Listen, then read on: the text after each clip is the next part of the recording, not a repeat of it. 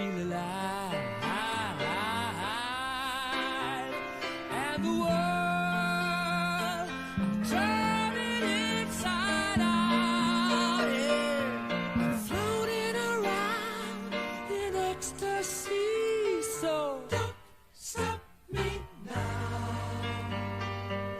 Don't stop me, 'cause I'm having a good time, having a good time. I'm a shooting star leaping through the sky like a tiger, defying the laws of gravity. I'm a racing car passing by like Lady Godiva. I'm gonna go, go, go. There's no stopping me. I'm burning through the sky, yeah. 200 degrees, that's why they call me Mr. Fahrenheit. I'm traveling at the speed of light. I wanna make a supersonic man out of you. Don't stop me now. I'm having such a good time. I'm having a ball. Don't stop me now. If you wanna have a good time, just give me a call. Don't stop me now. 'Cause I'm having a good time. Don't stop me now. Yes, I'm having a good time. I don't wanna stop at all. Yeah. I'm a rocket ship on my way to Mars on a collision course. I am a satellite. I'm out of control. I'm a race machine ready to reload. Like an atom bomb about to explode. I'm burning through the sky, yeah. 200 degrees, that's why they call me Mr. Fahrenheit. I'm traveling at the speed of light. I wanna make a supersonic woman of you. Don't stop me, don't stop me, don't stop me. Hey, hey, hey! Don't stop me, don't stop me. Ooh, ooh, ooh. Don't stop me, don't stop me. Have a good time, good time. Don't stop me, don't stop me. Oh, let loose, honey! All right.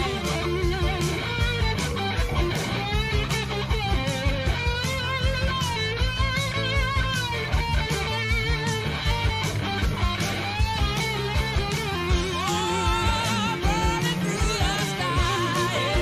200 degrees, that's why they call me Mr. Fahrenheit. I'm traveling at the speed of light. I wanna make a supersonic man out of you.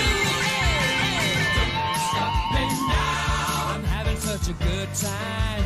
I'm having a ball. Don't stop me now. If you wanna have a good time, just give me a call. Don't stop me now. 'Cause I'm having a good time. Don't stop me now. Yes, I'm having a good time. I don't wanna stop at all. Da, da, da, da, da, da, da.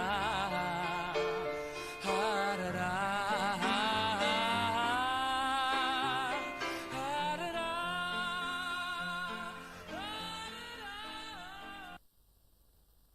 Tonight.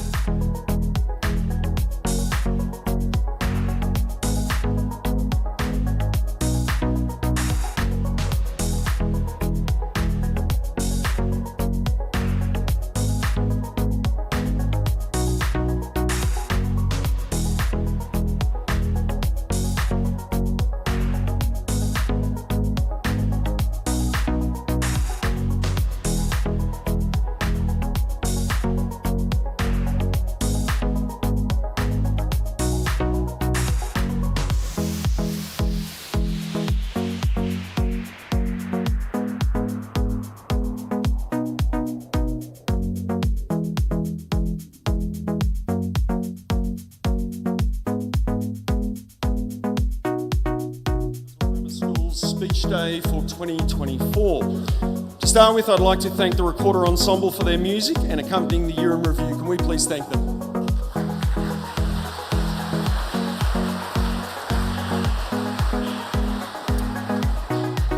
Well, ladies and gentlemen, this afternoon's proceedings commence with the national anthem and the school song, which will be led by the Carmen Townsville Singers and accompanied by the Grammar Symphony Orchestra.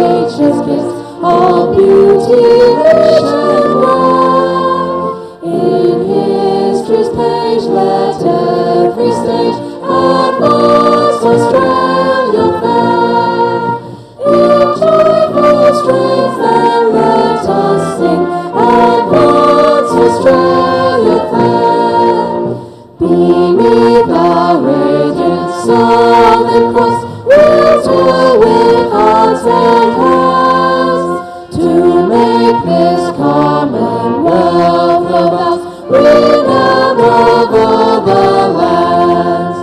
For those who come across the seas, we boundless plains to share. With courage let us all combine to advance Australia fair. With joyful strains then let us sing, advance Australia fair.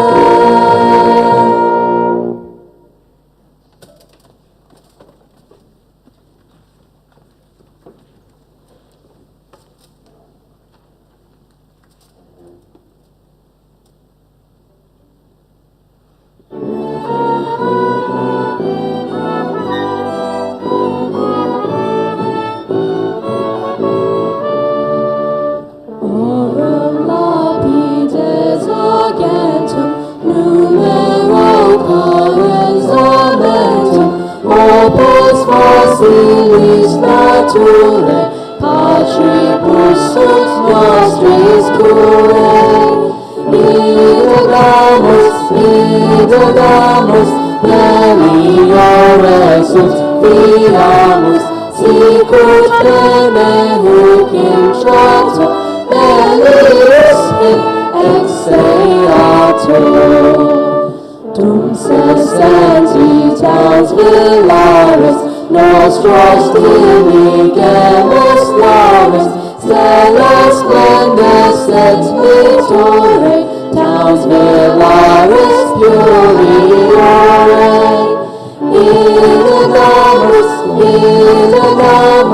meliore sunt fiamus, sicut bene huc intractum, melius hic exeatur. Thank you, performers. Please be seated.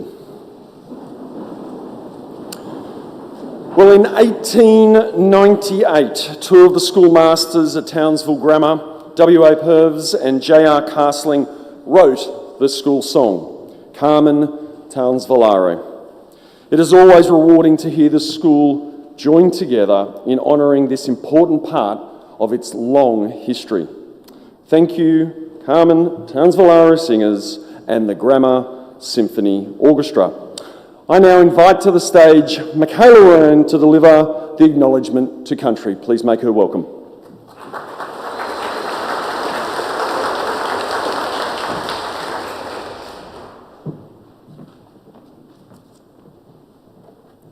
Good afternoon.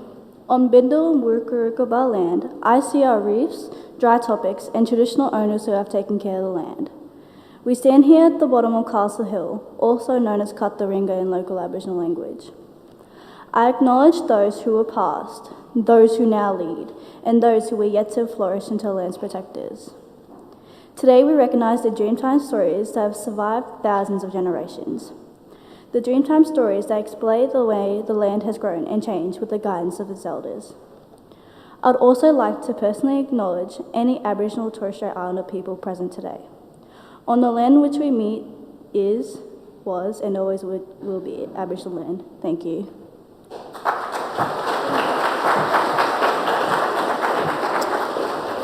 Well, thank you, Michaela. Our symphony orchestra have dazzled us with the national anthem and the school song, and will now perform Merry-Go-Round of Life from Howarth Moving Castle by Joe Hasashi, conducted by Dr. Mark Smith. Can we please make them welcome?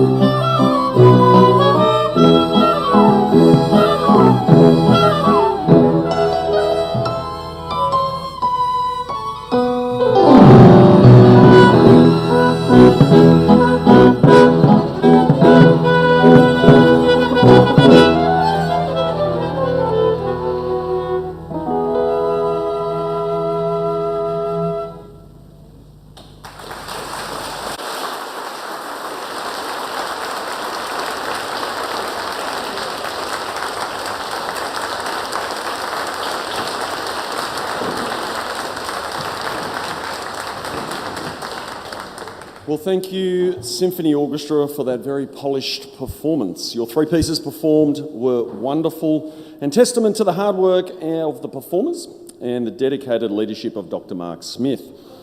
Well, it's now my pleasure to welcome our invited guests who've joined us for this afternoon. Chairman of the Board of Trustees, Mr. Carl Valentine. Guest speaker for today and parent of the school, Lieutenant Colonel Chris Johnson. Former Chair of the Board of Trustees, His Honour Judge Stuart Durwood, AMKC. Member of the Board of Trustees, Mr. Grant Bell. Counsellor and parent of the school, Mrs. Anne-Marie Greeny. Past grammarian and former Chancellor of James Cook University, Mr. Bill Twaddell. Representative of the Townsville RSL, CSM James Long. President of the Parents Network, Mrs. Tina Faint. Past grammarian and former President of the Past Grammarians, Mr. Jack Calcott. Past grammarian and current President of the Past Grammarians, Mr. John Short. NRL Cowboys House representatives Raylene France Davis and Emma Fuller.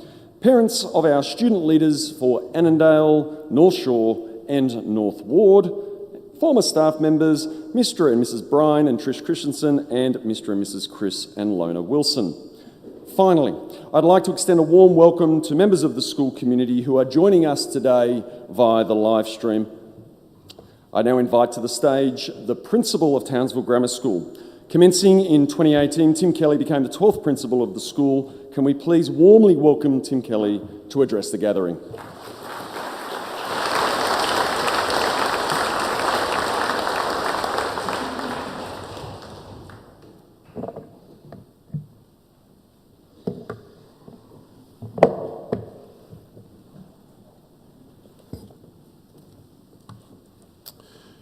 Good afternoon, Chair of the Board of Trustees, Mr. Carl Valentine, members of the Board of Trustees, our guest speaker, Lieutenant Colonel Chris Johnson, special guests and members of the Townsville Grammar School community.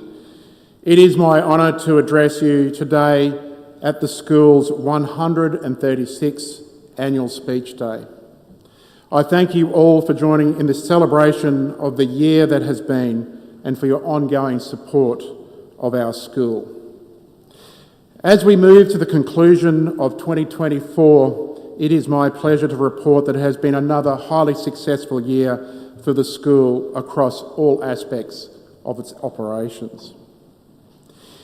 In my address this afternoon, many of my comments are intended for our students present. My hope is that, over the holidays, ideas raised today may bubble up in your own dinner table conversations or on a long car ride. This afternoon, I have decided to talk about gratitude. More specifically, gratitude in an age of entitlement. My aim is not to provoke anything other than curiosity and further discussion. I'm certain that every student in this room has felt unfairly judged when hearing the phrase, "Kids today are so entitled." I think this is worth exploring and worth further conversations. So what is entitlement? What is the difference between a need, a want, and to what are we entitled? Firstly, a need, the things that we need to survive: air, water, food and shelter, and a community to help you achieve these things.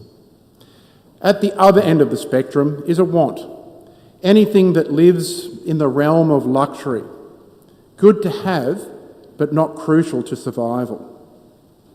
So then we enter no man's land. To what are you entitled? My contention is that entitlement is different for each individual, their background and their circumstances.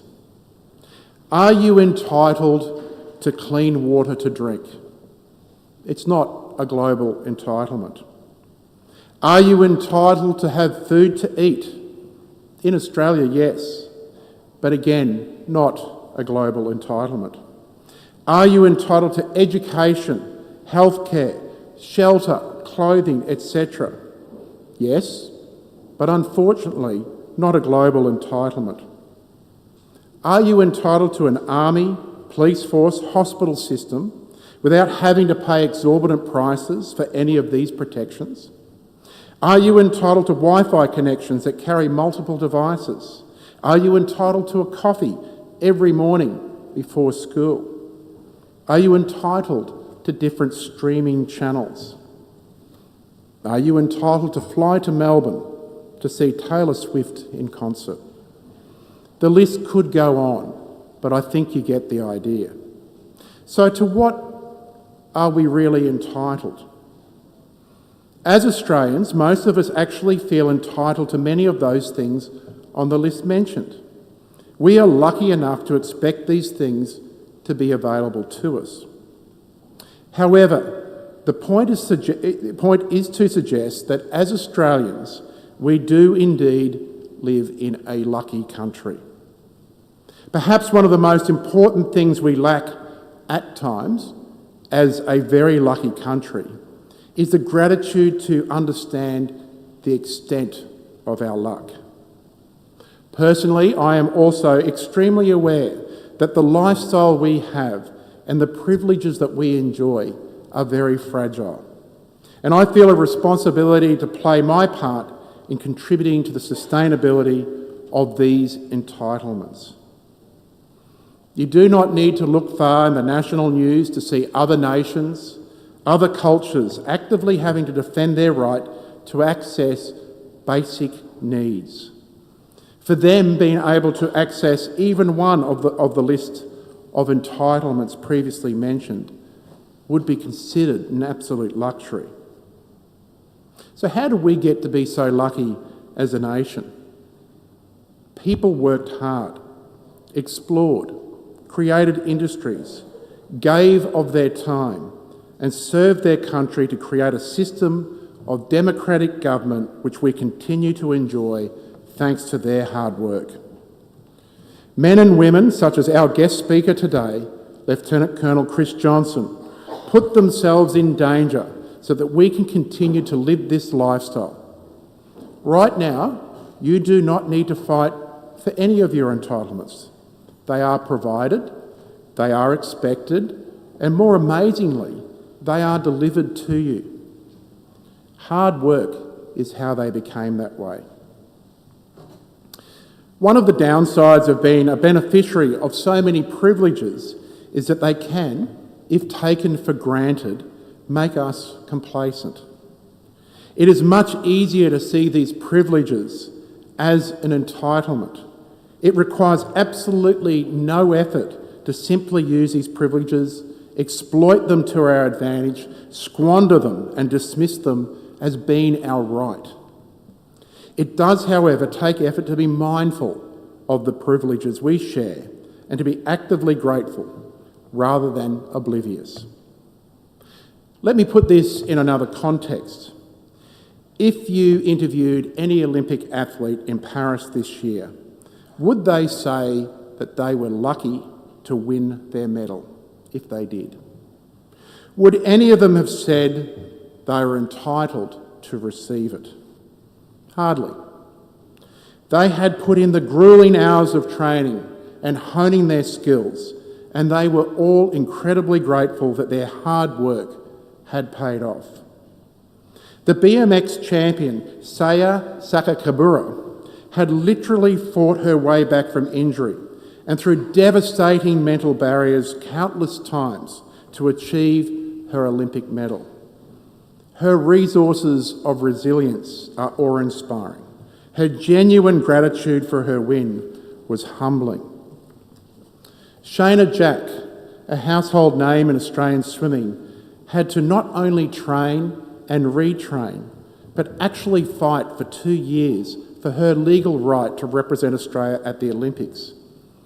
Yet, her podium moments were not about being entitled to her 2 gold medals. They were entirely focused on her gratitude to her team. Nothing worth having arrives without hard work. Which brings me back to you. Which of the entitlements that you enjoy right now would you be prepared to sacrifice if someone challenged you for them? Would you give up coffees, a Taylor Swift concert, streaming channels? Would you be able to let go of your entitlement to education, to healthcare? Would you be prepared to live with a different system of government? More importantly though, which of your entitlements would you fight to defend? People around the world face these questions, sometimes on a daily basis. Not because they are better or worse people, not because they are lazy or silly, just because they were not born with the same entitlements in a country such as ours, with democracy, freedom of speech, access to basic needs, education, and the opportunity to build a good life of one's making. So I believe it is worth asking ourselves this question: what would I fight to defend? Clearly, this is not a question you need to answer immediately, but what I would like to propose is this. Whilst we have all of these entitlements and opportunities available easily, so easily to us as Australians, without having to fight or defend them, there is one thing that we can do, and that is to be more grateful for them. See them as something for which we should be grateful and not expect everything as entitlements. Appreciate the privileges you enjoy every day. You are drawing to the end of the 2024 school year, having had the incredible privilege of being educated by some of the finest teachers and some of the most dedicated staff it has been my privilege with whom to work. Your parents, through their hard work, have provided this for you, and I ask you to please be mindful of this privilege and thank them. And just as importantly, I ask you to commit to using the privilege of this wonderful education to do good in your world. In the words of the New Age philosopher, Oprah Winfrey, be thankful for what you have. You'll end up having more. If you concentrate on what you don't have, you will never, ever have enough. As we head into the Christmas season, when many of our wants will be granted, my wish for you is that you spend some time appreciating what you do have and stop worrying about what you don't. Recognise the privileges you enjoy. See them for the hard-won gifts that they are, and be grateful. As we close the door on our 2024 school year, I want to put into practice what I have just spoken about and express my gratitude to those who contribute to our school, as I remain ever thankful to the many people who are part of our TGS community for their ongoing support and assistance. I thank all of our students for a wonderful year. Each of you contributes in your own unique way, and I take immense satisfaction in witnessing your energy, enthusiasm, humour and warmth. It is the personal qualities of our students and your a positive, committed involvement that defines our school and makes it such a special place. I also wish to thank our parents and families for your support of your children and our school. I thank the Board of Trustees for their support and guidance. To the Chair and each of the trustees, your oversight of the school in providing our direction is greatly appreciated. I am fortunate to be supported by a dedicated and highly capable senior management team. I thank them for their wise counsel, expertise and passion. I also extend my deepest appreciation to my executive assistant, Naomi Minturn, for her support and utmost professionalism in managing our busy office. The staff of this school seek to encourage a teaching and learning environment, focusing on the importance of individual commitment and the pursuit of personal best.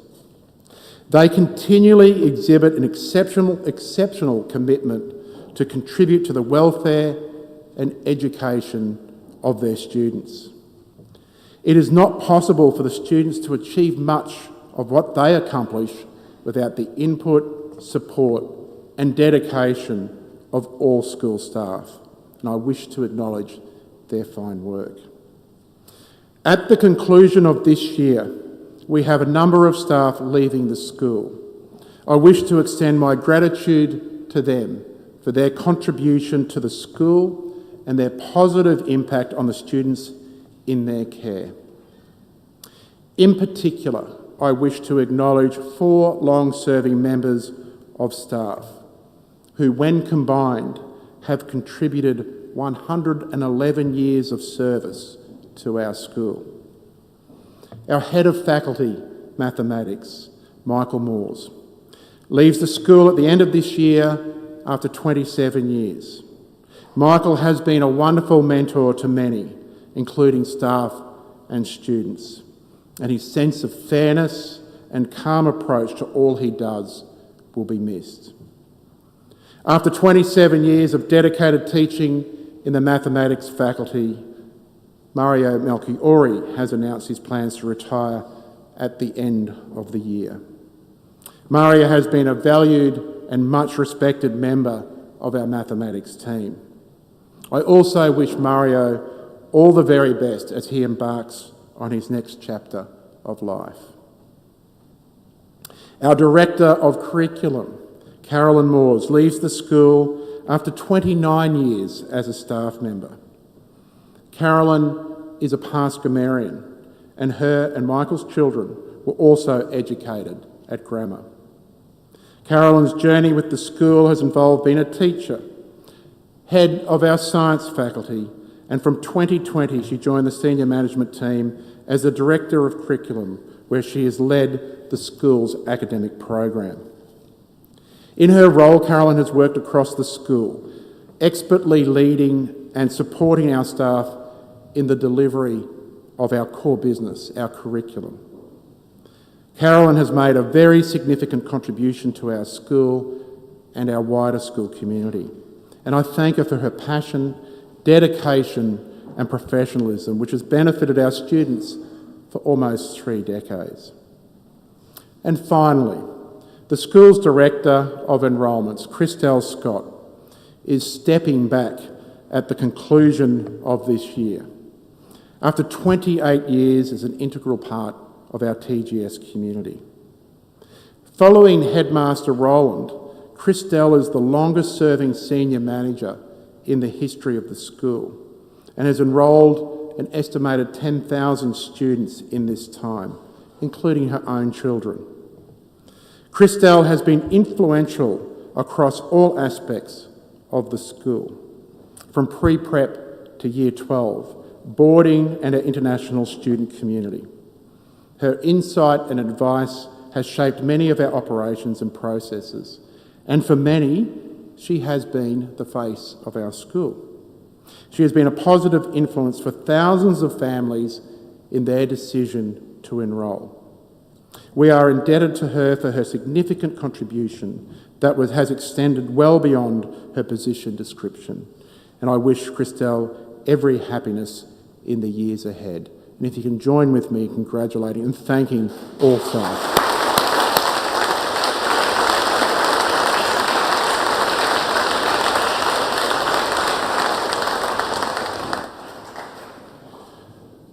In conclusion, I would also like to express my personal gratitude to my wife Nikki and my own family for their unqualified support as I devote my own energy, passion and time to the school.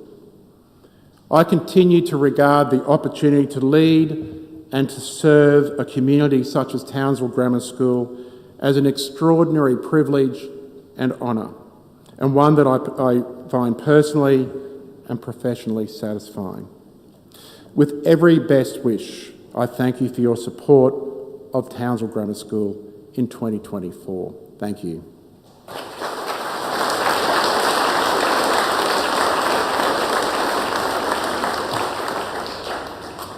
It is now my pleasure to introduce our next performance, and our next performance is from our Grammar Black Dance Troupe, and they are performing Can't Help Falling in Love by Hugo Peretti, Luigi Creatore and George David Weiss.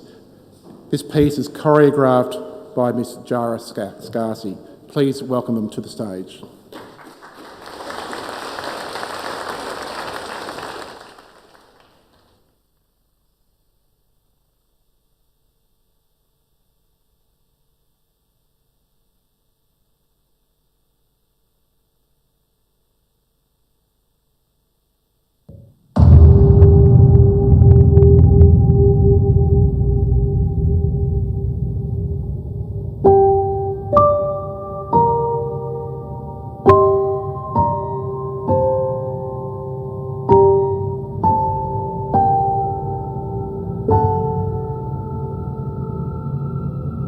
Wise men say only fools rush in, but I can't help falling in love with you.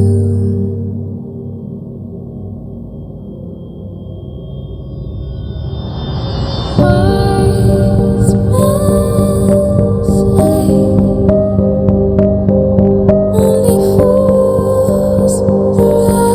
rush in, but I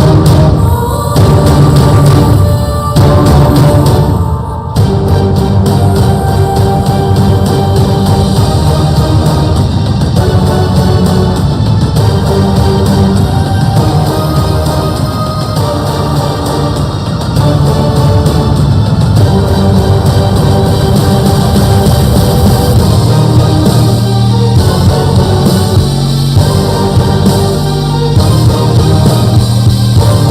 falling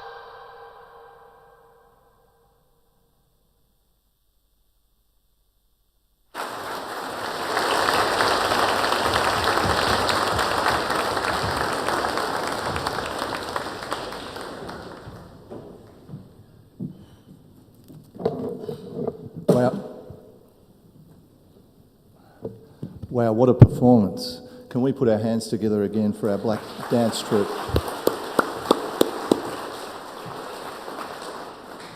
It now gives me great pleasure to announce our Year 5 and 6 awardees across the junior school for 2024. If I can ask Mr. Kelly to please come to the stage.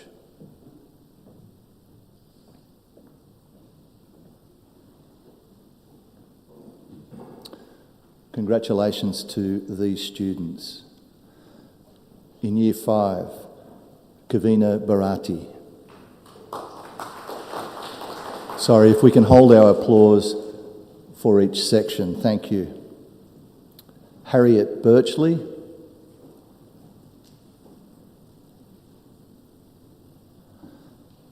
Diana Castaneta.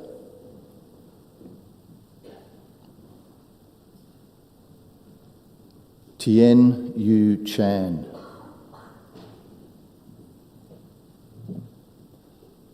Clara Heather. Amelia Jackson. Kate John,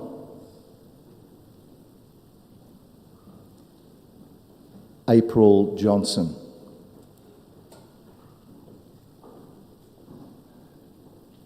Vanathi Karthikeyan,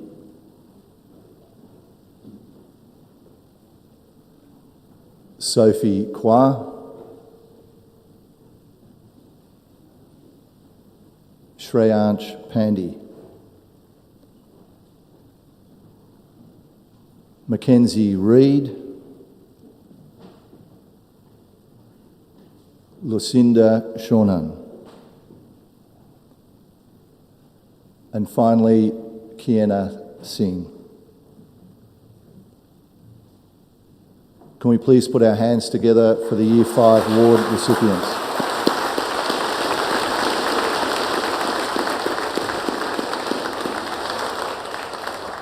Thank you, Year 5s. You can come down. Oh, we're staying up here. Thanks, Mr. Barrett.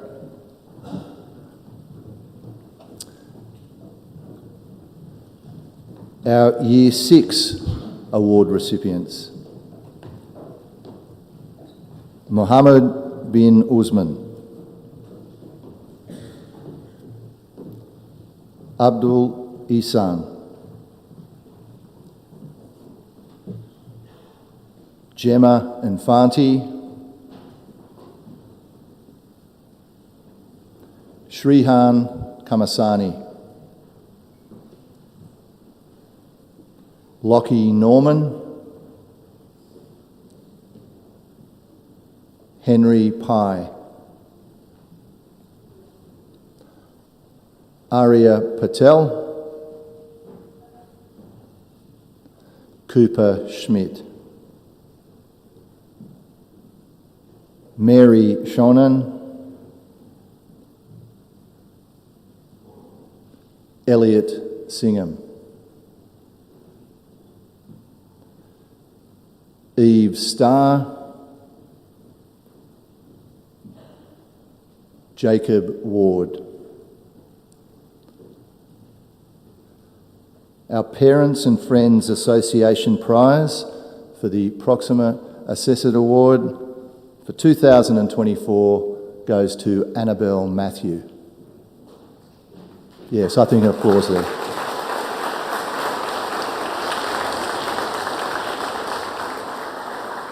The Ladies Auxiliary Association Prize for the Ducks of 2024 goes to Anshu Padnaik.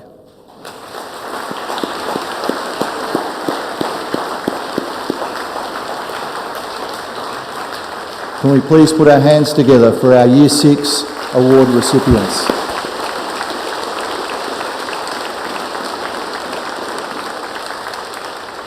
Thank you, Year 6. You can take a seat.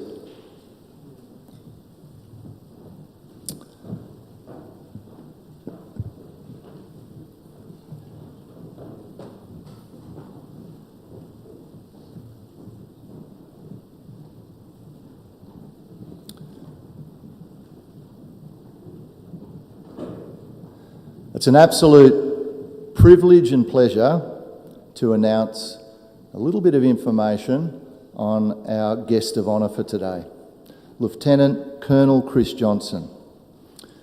Lieutenant Colonel Chris Johnson was born in Sydney and was raised on the central coast of New South Wales.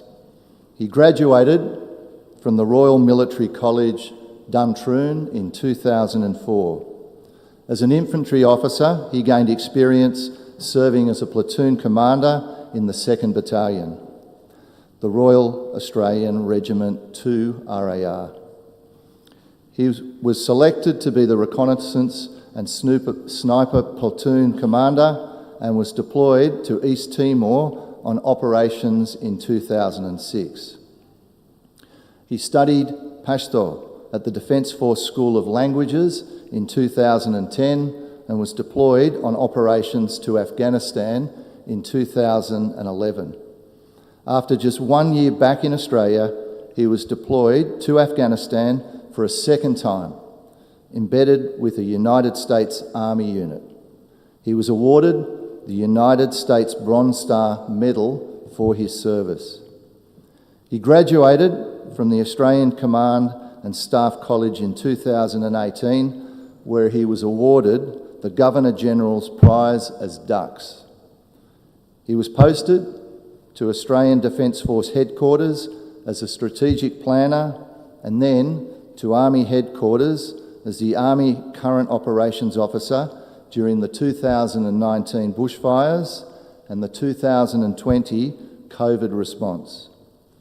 From 2022 to 2023, he was the Commanding Officer of the 3rd Battalion, the Royal Australian Regiment, 3 RAR. He is currently the Director of the Army's Professional Military Education Directorate. Lieutenant Colonel Johnson holds a Bachelor of International Relations, a Master's of Business, a Master's of Project Management, and a Master of Military and Defence Studies. He's a member of the Australian Institute of Training and Development and a graduate of the Australian Institute and Company Directors. Lieutenant Colonel Johnson has one adult son, Noah, and two daughters, Nyla and Scarlett, who are both a part of our junior school at Annandale. In this brief bio, I think we can all agree that he has definitely many accolades. Lieutenant Colonel Chris Johnson has also definitely achieved a great deal in his relatively short life. I'd also like to acknowledge his contributions to our Anzac and Remembrance Day services, along with his education to our junior school students. I had the privilege of hearing him address our junior school team last year to begin our year, and his words definitely left a profound and lasting impact on everyone in the room. Although I've only known him for 2 years, I can say, hand on heart, that if there was anyone you would want to lead you, whether it be into battle or in life, it is him. Would you please join me in welcoming our guest speaker, Lieutenant Colonel Chris Johnson.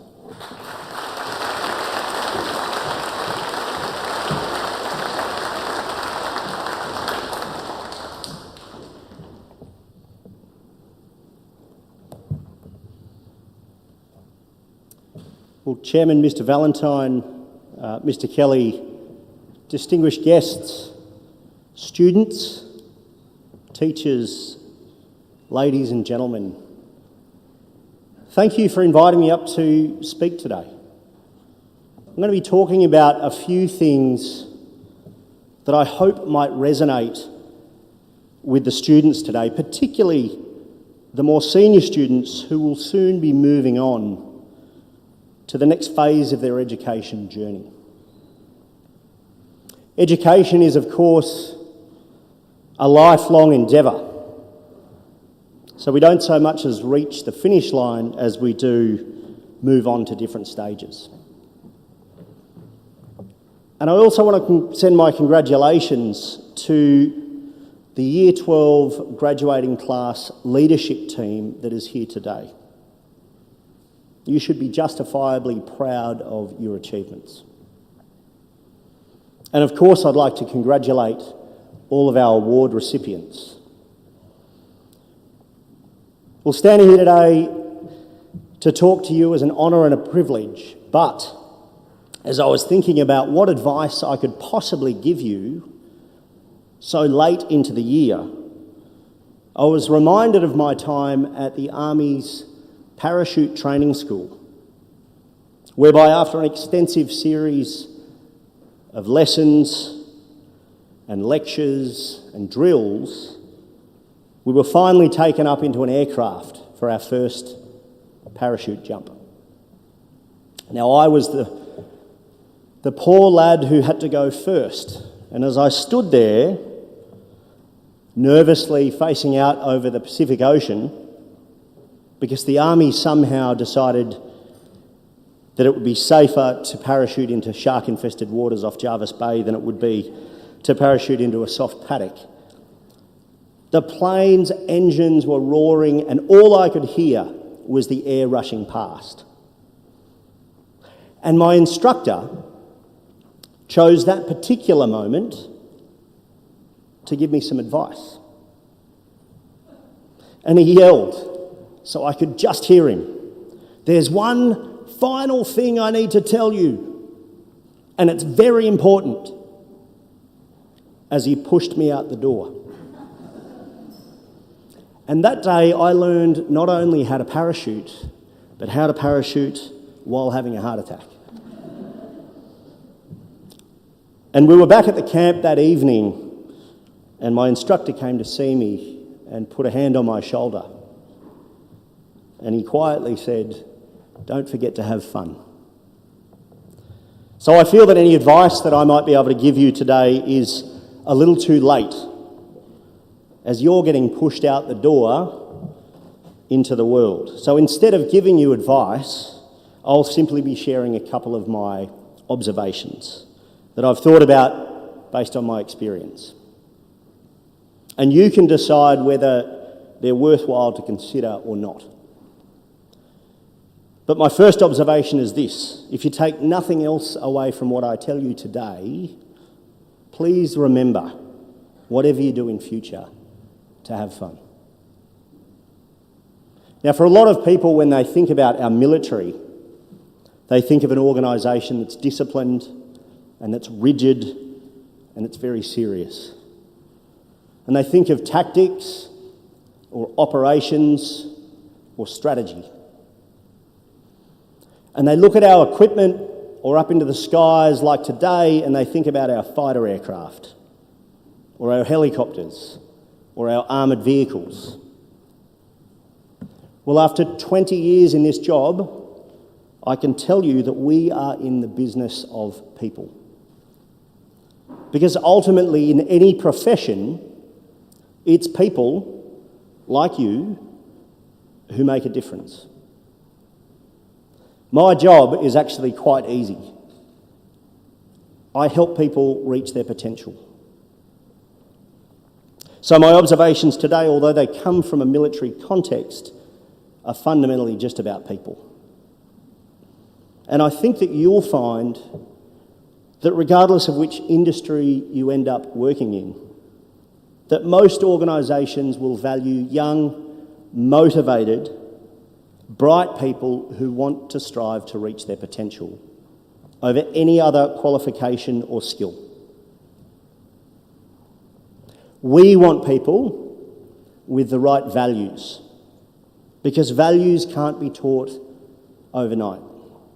They need to be instilled in the home and in places like this.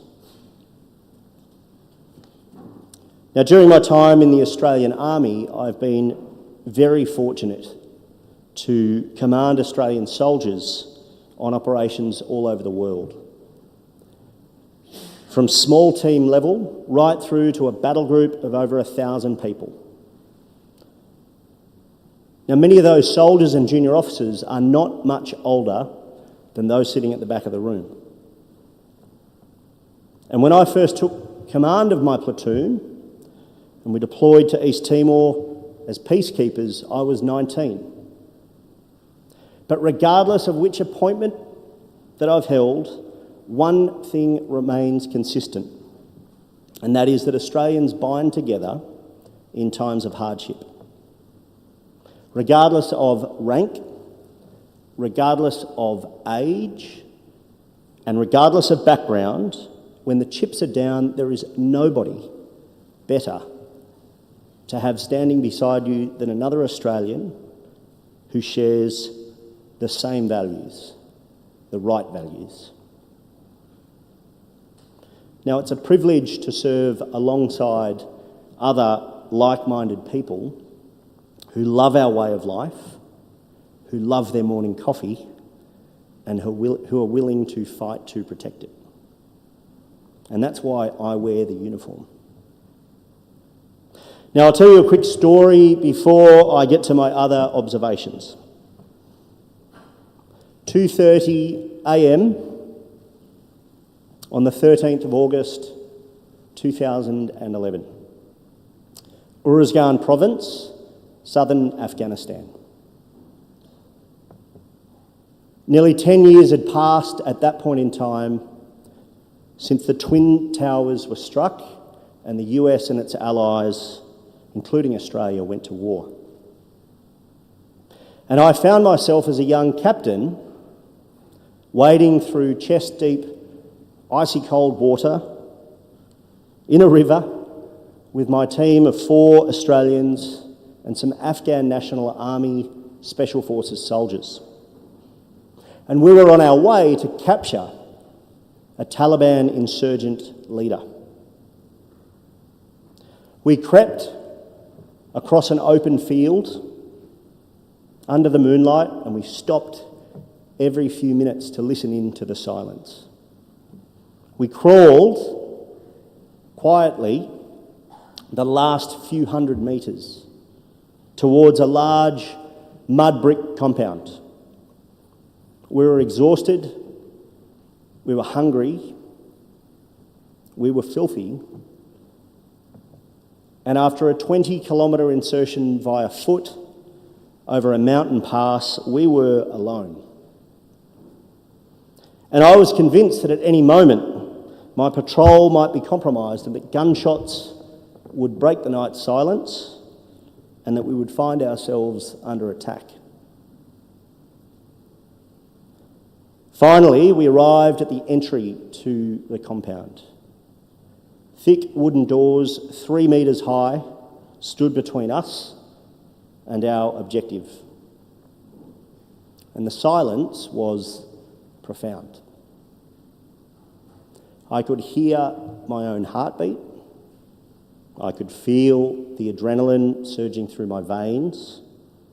And I was hyper alert, and my heart rate was rising. And the soldier opposite me slowly placed an explosive charge on the door with wide eyes and trembling hands. And he looked up at me and quietly said, "Are you scared?" I nodded, and he said, "Me too."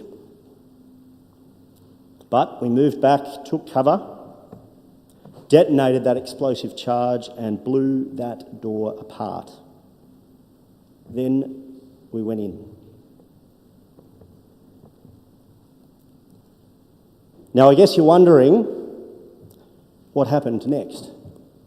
What lay beyond that door? And what happened after the action started?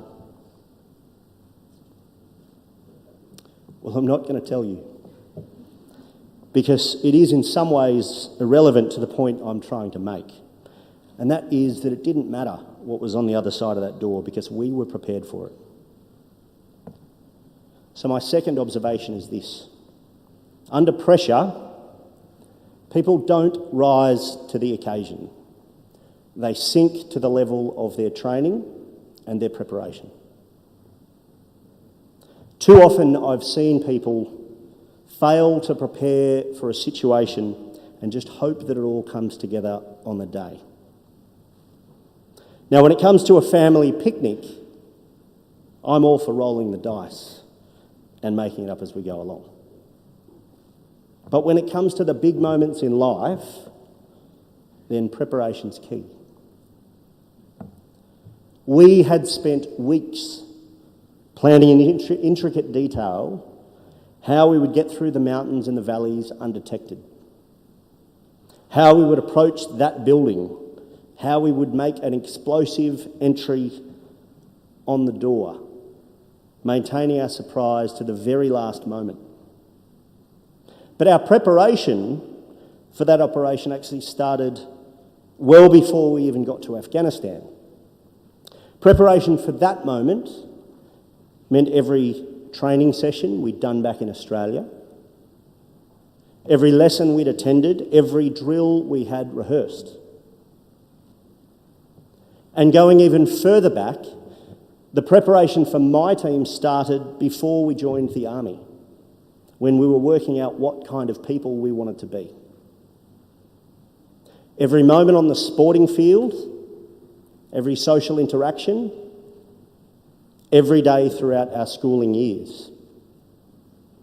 Now, we spent years preparing for what was on the other side of that door.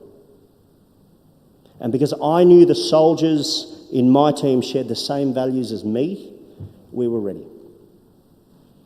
The same way that your education at Townsville Grammar School is preparing you for what lies beyond this big door called life.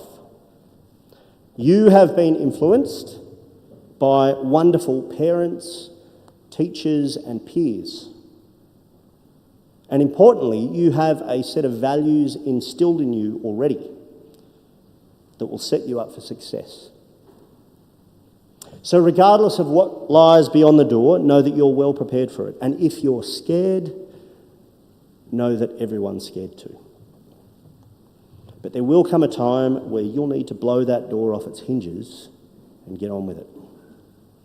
Now, the grammar values are quite similar to those of the Australian Army. Connection, curiosity, inclusiveness, humility and courage. Which brings me to my third observation. Of all human qualities, courage is the most important because it guarantees all the others. Now, you might think that the type of courage that I'm talking about only gets demonstrated on the battlefield, or that you need to engage in some sort of extraordinary feat of endurance to achieve it. Not true. Opportunities to demonstrate courage are all around us. Courage isn't the absence of fear. It's acknowledging that something is dangerous, perhaps difficult, and then persisting with it anyway because it's the right thing to do. At the Annandale Junior School campus, where my daughters Nyla and Scarlett attend, there's a sign near the library that reads, "Stand up for what is right, even if you're standing alone." That takes courage. It takes courage to speak up to your boss or your colleagues as someone freshly out of school because you've seen something that's just not quite right at work. It takes courage on a night out with your friends to walk away from a particularly aggressive encounter on the street. It takes courage to put the needs of other people ahead of your own. And the thing about courage is that it's infectious. When the junior students have seen you doing the right thing, you've encouraged them to demonstrate better values. And when they've seen you do the wrong thing, which I'm sure was only very rarely, they've seen you learn from your mistakes. Something that grammar has done exceedingly well and that I certainly look to replicate in the Army is to empower its senior students to be role models and mentors for the juniors. So from a dad's perspective, I want to say thank you to those at the back of the room for being a wonderful example for my daughters and for the junior students. Now, as you leave school and move on to university or begin your careers elsewhere, you'll undoubtedly be placed in a position where you're going to have to either make the hard right decision or the easy wrong one. It's so tempting sometimes to choose the easy path, especially when the consequences of your actions seem minor. But know that acts of courage, no matter how big or how small, will pay dividends for your character and your reputation for life. Courage and integrity are therefore linked. The ability to do the right thing even when no one's watching. But beware. Some people will try and confuse you and lead you astray. Too often I've seen loyalty confused with integrity. There's a simple test to know which is which. When someone wants you to do the wrong thing, They'll appeal to your sense of loyalty. When someone wants you to do the right thing, they'll appeal only to your sense of integrity. Have the courage to do what ought to be done. Now, I'd like to conclude with a quick recap of my observations and one final thought for you. Firstly, have fun and try to avoid parachuting. Second, people don't rise to the occasion, they sink to the level of their training and preparation. And third, courage is the most important human quality because it guarantees all the others. Now, I genuinely wish you all well for whatever comes next. And in future, if we cross paths, and maybe one day I'll tell you about what happened when I went through that door. But I also want to hear about what happened when you went through your door. Now, the challenges that you face in your personal and professional lives will be different to the ones that I've described today.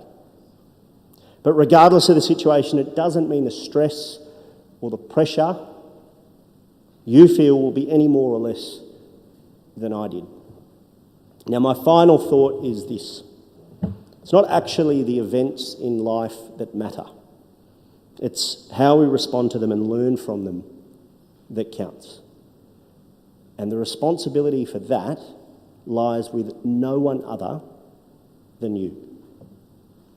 Thank you.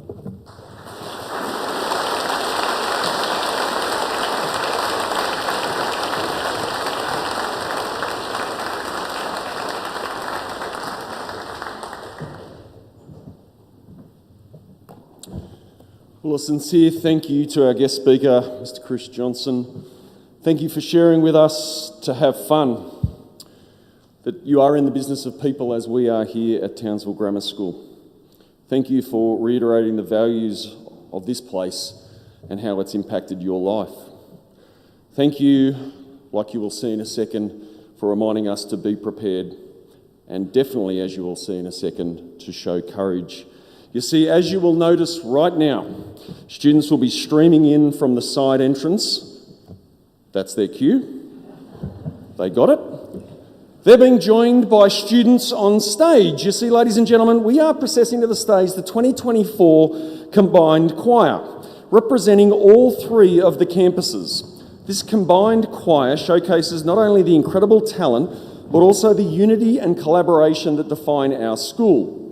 Each section of the choir has been rehearsed by their own ensemble director, and yesterday was the first time they sang as one group. No pressure, hope you're prepared, guest speaker highlighted that. The students and their teachers have done an incredible job in coordinating this performance, and I'd like to thank Charlene Moscovich, Michelle Livingston, Kate Hamill, Sarah Crawford and Rachel Cairns, who will be conducting this super choir today. I'd also like to thank Janine Tegg for accompanying the group. The song they'll be performing, Seasons of Love from the musical Rent, is a timeless anthem of connection and reflection. It invites us to think about how we measure the moments that make life meaningful, whether in laughter, love, or the time we share together. As our singers have made their way to the stage, that could not have been better rehearsed if we tried.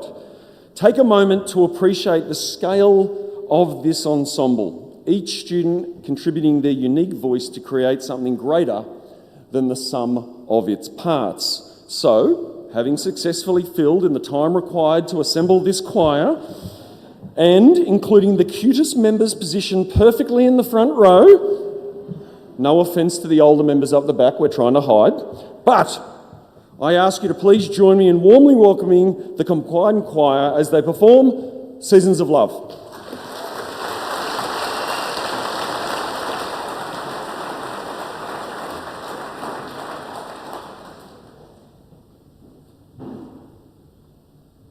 Minutes.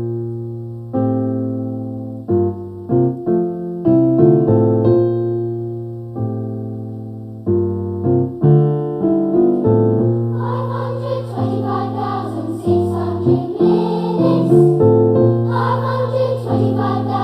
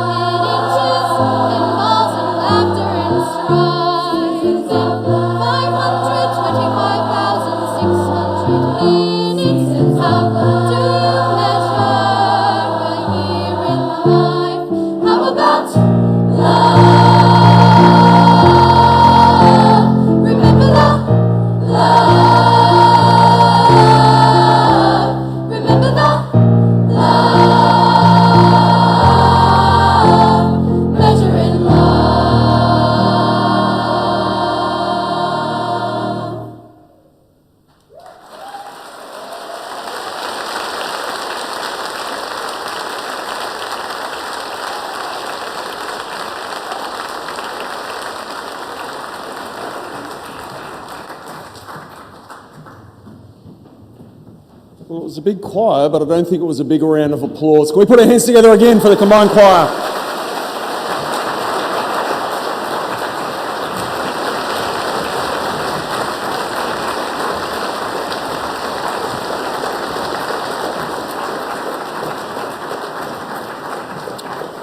Well, thank you, combined choir, and whilst it doesn't take as long for them to recess as it was to process, I warmly introduce our next guest, the Chair of the Board of Trustees, Mr. Carl Valentine.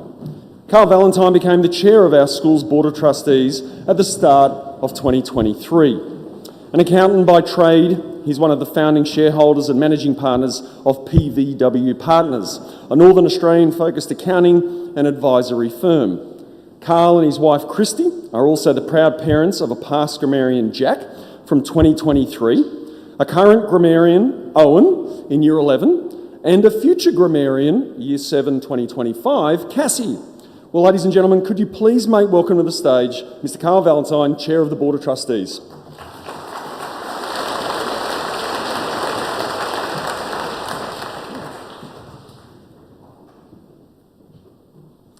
Good afternoon, Mr. Kelly, special guests, students, teachers, other staff, parents, and friends of Townsville Grammar School.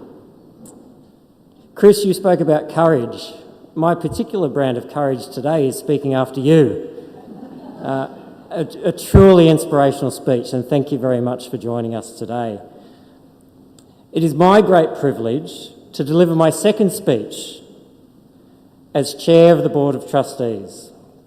The Board are charged with the oversight of the school, which entails ensuring that our resources, both human and physical, are utilised as productively as possible. Mr. Kelly spoke to some extent about privilege. Part of my message today is about the obligation that arises from the privilege we enjoy. Any discussion around productivity and education is potentially fraught with peril. I will, however, leave the potentially more perilous elements of the discussion around measuring productivity in schools and how to increase productivity in schools to another time. This afternoon, I will reflect on the role Townsville's grammar school plays in restoring high levels of productivity in our regional and national economy. As the inflation rate rose to recent record highs, many commentators reflected on how falling productivity rates, in combination with the expectation of growth in real wages, contributed to inflationary pressures. Productivity is a measure of outputs relative to inputs. Productivity growth occurs when there is a reduction in the level of inputs required to produce a given level of output, or where outputs can increase without increasing the required inputs. Why does productivity matter? On a broader scale, higher living standards and sustainable growth in wages can only come from continuous productivity growth. In the decade to 2020, Australia's productivity growth was the slowest in 60 years, falling to just 1.1% per annum, compared to the 60-year average of 1.8%. That seemingly small difference, just 0.7%, has an outsized effect on the long-term future prosperity of Australians. It means the economic pie, and accordingly the welfare of Australians, will be smaller than it would otherwise be. That 0.7% difference in productivity growth means the time it takes for economic output per person to double extends by 25 years, approximately the length of a generation. All participants in our economy have an obligation to current and future generations to restore previous levels of productivity growth, or at the very least prevent them from declining further. It's a fundamental truth that we only address our collective needs and wants by ensuring productivity growth continues in our economy. What does our school have to do with productivity growth in our economy? TGS plays an important role in addressing Australia's productivity challenges, and it does this at a number of levels. TGS not only has to be a productive organisation in its own right, but it must also enable our students and staff to be productive in their own rights, both now and into the future roles they play in our society. TGS, as with all other independent schools, is of course part of Australia's education system. There are clear and well-documented linkages between the quality of a country's education system, the quality of the outputs from that education system, and productivity gains in that nation's economy. Appropriately funded and regulated independent schools will make positive contributions to productivity in Australia. On an individual basis, the recipients of a quality and holistic education like that provided by TGS are better equipped to be more productive members of our society and realise the economic benefits of that productivity. Such individuals are also more likely to be healthier, happier, and fulsomely engaged in their communities. The converse is also true. National productivity will decline if a country's educational performance declines. As an organisation, an independent school, we take up the challenge to enhance our productivity seriously, and this remains a focus of Mr. Kelly and your Board of Trustees. Productivity at TGS is not simply measured in terms of teaching hours, returns on capital invested, and enrolment numbers. Rather, there are far more complicated and nuanced measures of the outputs achieved from the inputs that go into TGS. Your trustees are, of course, focused on the quantum and cost of inputs required for our organisation to function. But we are equally, if not more, focused on the quality of the outputs delivered from those inputs. We don't necessarily want TGS doing more, but we certainly want TGS to keep seeking ways to do things better. The quality of outputs is in some cases easy to measure. For example, overall academic performance or participation rates in co-curricular activities. Less easy to measure outcomes that we strive for are things like the number of students that are consistently achieving their personal best, seeing our students truly make their grammar journey their own, development of positive personality traits and happiness. Non-academic outcomes are best measured, it would seem, over a longer period of time, as we are then afforded the benefits of hindsight to see what past grammarians then achieve in their future studies, socially, in their professional business endeavours and family life. While students and the outcomes they achieve is a key organisational focus for TGS, our teachers and staff are also key stakeholders in the TGS community. The development of our team and seeing them improve year on year and build expertise in their chosen field is another critical measure of productivity at TGS. Hard as we work to derive quality outcomes and grow productivity at TGS, there are headwinds that make those productivity gains harder won every year. While we celebrate the holistic education experience offered by TGS, the broader and deeper our stakeholders, regulators and funding bodies expect that experience to become, the harder it becomes to continue generating productivity gains. Changing societal expectations as to our education system also represent a challenge to productivity in education. There are increasing expectations placed on our schools to develop their students academically, pastorally, socially, physically, that in years gone by were the remit of other institutions, including families. Having considered the national and organisational level, it's also necessary to consider personal productivity. Thinking about you, our students, there are a couple of perspectives to consider. Your personal productivity comes down to the choices you make, including choices around how time is spent, how much effort is applied, and the relative complexity of tasks undertaken. For example, subject levels or assignment topics selected. As parents and teachers, we do our best to help our children make good choices, likely with the shared ultimate goal of our children becoming productive members of society. TGS then provides the framework within which individual students can make those choices and supports our students to become better learners. Better learners can build personal productivity in an educational setting. The stronger the learning capability, the better the potential learning outcomes will be.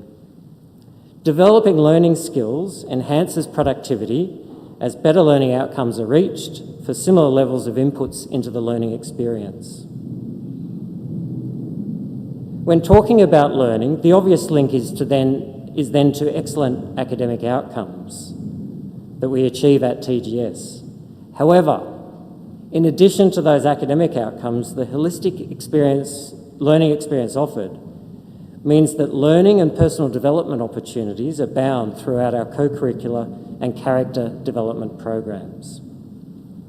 In combination with good choices from our students, the learning experience at TGS means our students have every opportunity to achieve a broad range of positive outcomes and leave well prepared to be the productive members of society that together we work toward them being. For productivity to grow in our education system, expectations of all stakeholders must be aligned. For us at TGS, this alignment is built around enter good, exit better. In many ways, our long-standing school motto is a good summation of our productivity challenges. We have a good economy, a good education system, but through the combined efforts of governments, organisations and individuals, we have a generational imperative to make them better. In closing, thank you to our parents for your continued investment into your children and our school.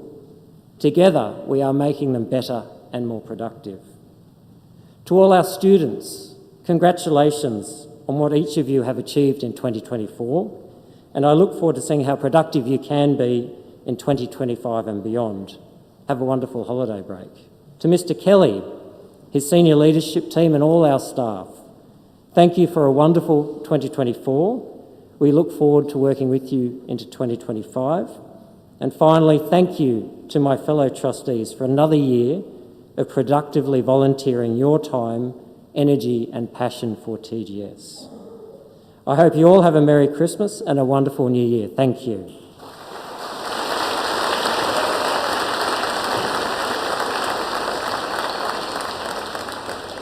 It is now my pleasure to ask Dr. Carolyn Moores to join me on stage to make a few remarks and present the middle school awards.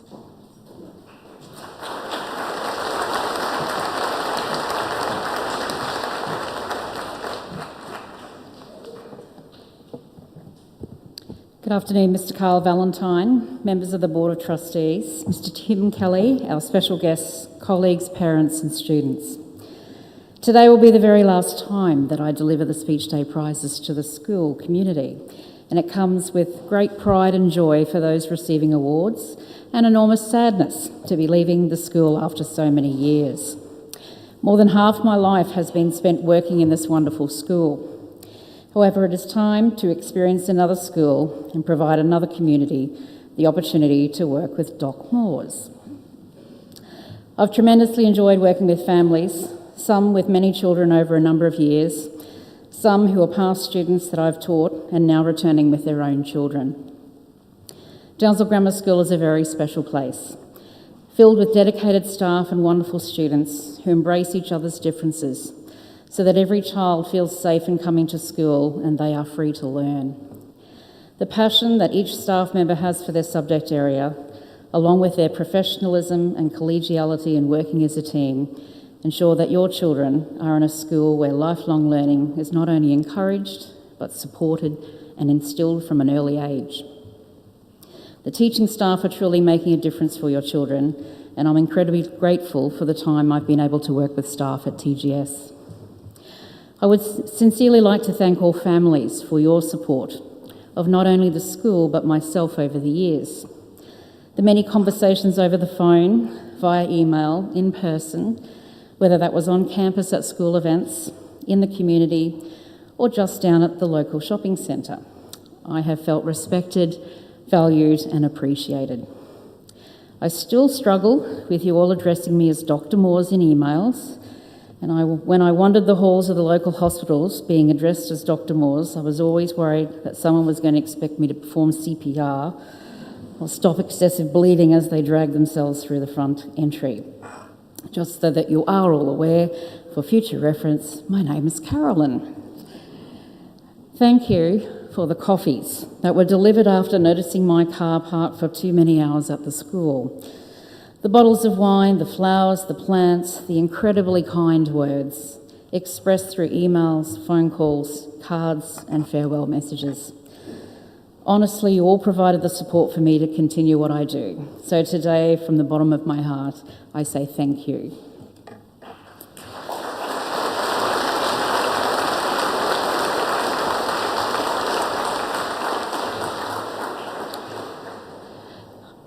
Mr. Valentine might like to come back and join me again. As always, I'm very pleased to present to you this afternoon the award winners for 2024. These students have worked exceptionally hard this year and produced some outstanding work. My congratulations is extended to you all. There'll be a few students who have not been able to attend this afternoon, however, I will recognise their achievements by reading their names and awards. Here's 7 awards. The subject prize for music, Ryan Baxter. Prize for design and technology, Zoe Kennedy.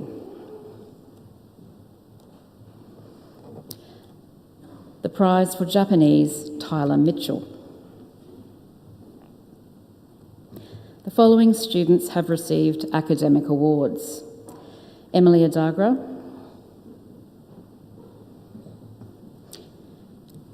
Kenzie Ashley,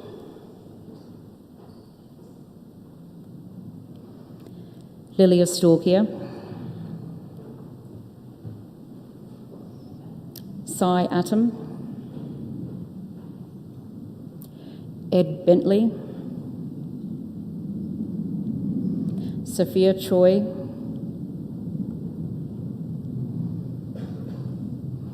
Elowen Devine,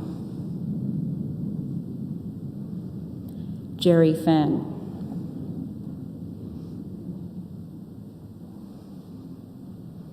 Please congratulate our first group of Year 7s.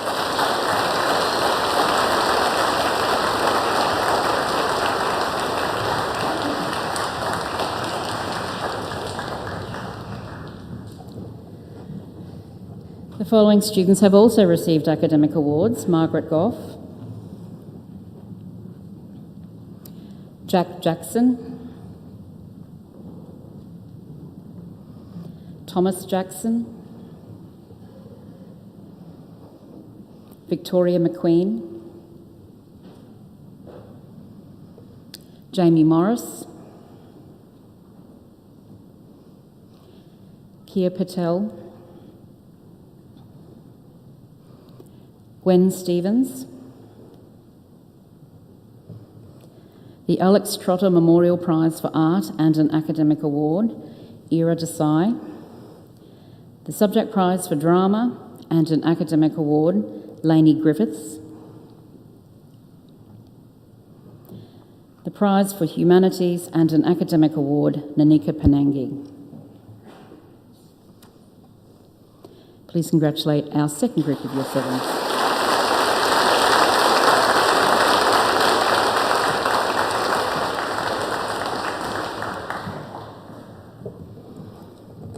Subject Prize for Health and Physical Education and the Ladies Auxiliary Association Prize for Proxima Crescent in Year 7, Moira Benuel.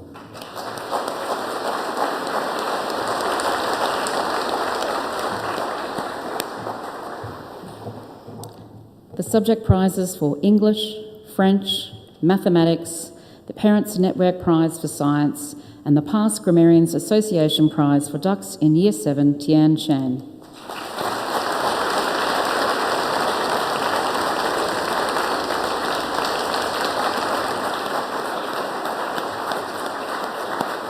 Well done, girls.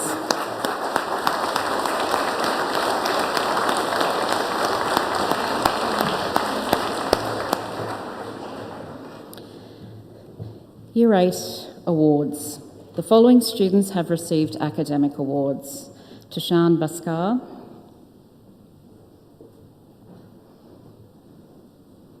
Jay Boitez, Josie Broad, Adaya Carter, Luke DeJersey, Taylor Green,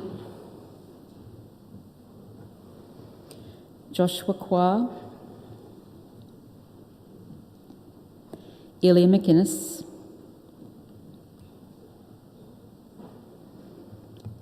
Dane Olson,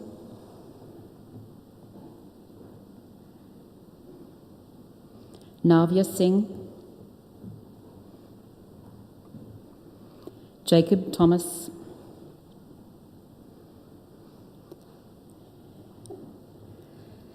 Tiafatu Tori.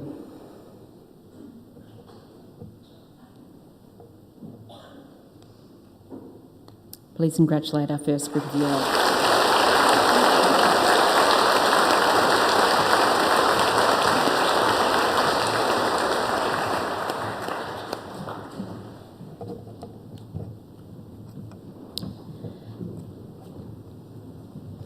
Subject Prize for Digital Technology and an Academic Award, Bridget King.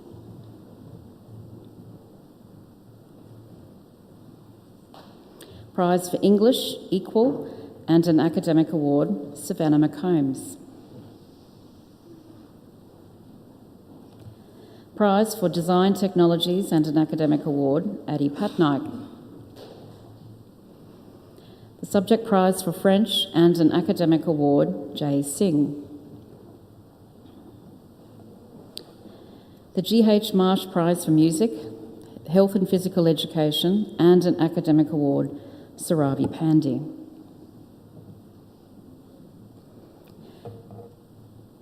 Please congratulate our second group of Year 8s.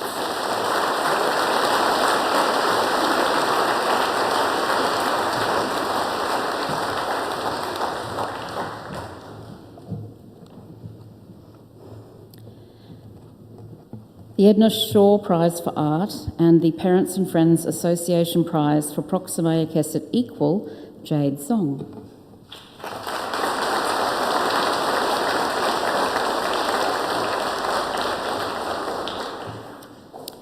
Subject prizes for Japanese, Mathematics, and the Parents Network Prize for Science, the Parents and Friends Association Prize for Proxima Kesset Equal, Ralph Key.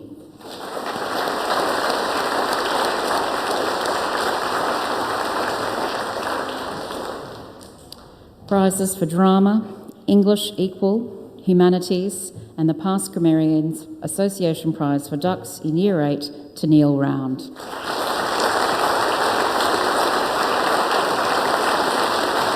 Well done, Year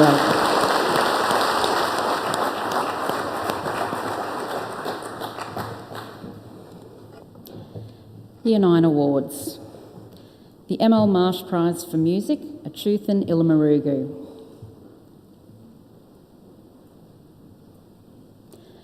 The following students have received academic awards. Priya Anand, Hannah Blythe, Kalea Birch, Annika Chauvan, Mo Sedong, Jocelyn Zhang, Min Jong Kim, Magella Jerome, Annabelle King, Ethan Kwa, Ronan Miskowicz, Natia Ragaharan, Georgia Russell, Denelli Sendanayaka. Please congratulate our first group of Year 9.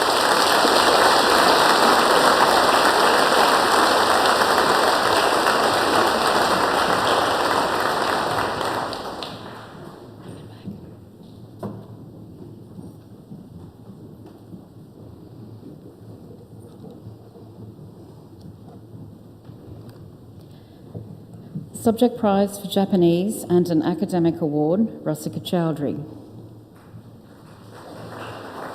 Second group. Subject prize for business studies and an academic award, Akshaya Malia. Subject prize for digital technology and an academic award, Tushar Nalavde. The subject prize for English and an academic award, Clara Wynne. The Edna Shaw Prize for Art, Prize for Design Technologies and an academic award, Jade Menzies. Subject prizes for Drama, French, Health and Physical Education and an academic award, Annabelle Brown. Please congratulate our second group of nominees.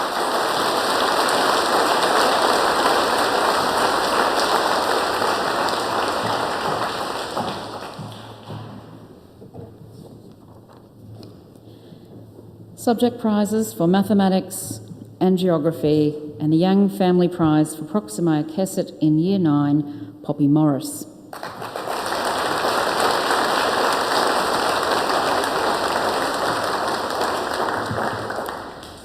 The subject prize for History, Parents Network Prize for Science and the P.F. Rowland Memorial Prize for Ducks in Year 9, Phoebe Morris. Congratulations, Poppy and Phoebe.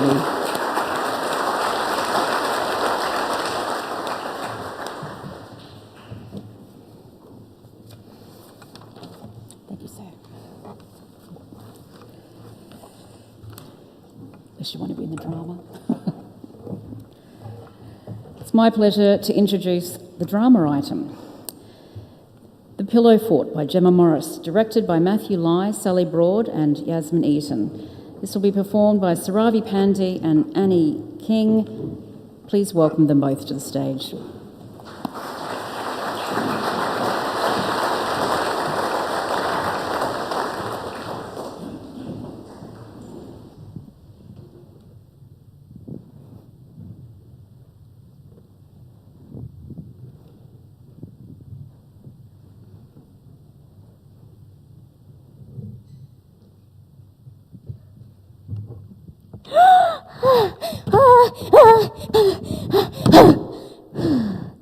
Thank God you've arrived, Cece. I don't know how much longer I would have lasted in that old toy box of yours. Those teddy bears were saying some really mean things about my hair. Olive? Yes? Who else would it be? I haven't talked to you in years. I know. How rude. Packing me up in some old toy box and completely forgetting to bring me snacks. And to think that I'm your best friend. Wait, I am your best friend, right? Well, best imaginary friend. Same thing. Now come here and give me a hug! And how big you've grown. You must have started to eat some of those dreadful vegetables. Well, good for you. Now, what game do you fancy playing? Olive, I don't want... Princesses? Or hustle humps? Or doctors? You still have your doctor's kit, right? Otherwise, we could build a pillow fort. Yes. Brilliant.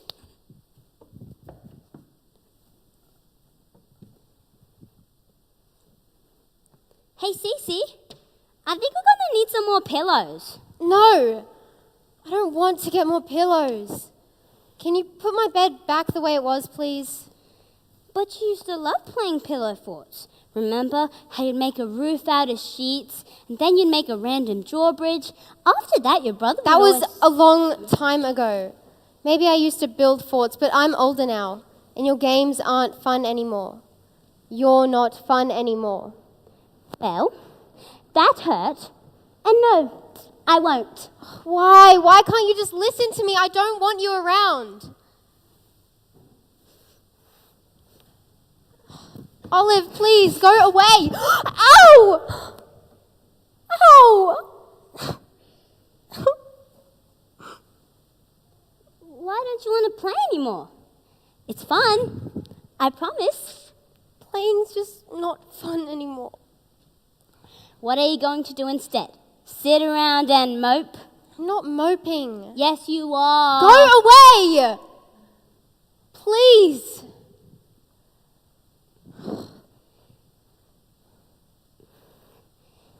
Is this about him? Be quiet. Is this about your brother? Of course it is. Everything is about him, and he's not even here anymore. I can't do anything without imagining him in the next room, seeing him in the corridor, ready to mount an attack on our pillow forts. So excuse me if I don't want to play anymore. It's because I can't. I can't do it without him.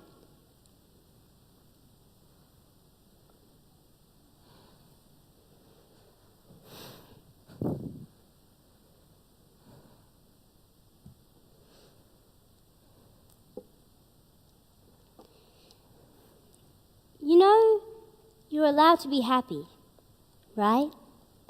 Well, yes. So why don't you let yourself be happy then? Because being happy feels like forgetting, like a betrayal, like sweeping dust under a rug.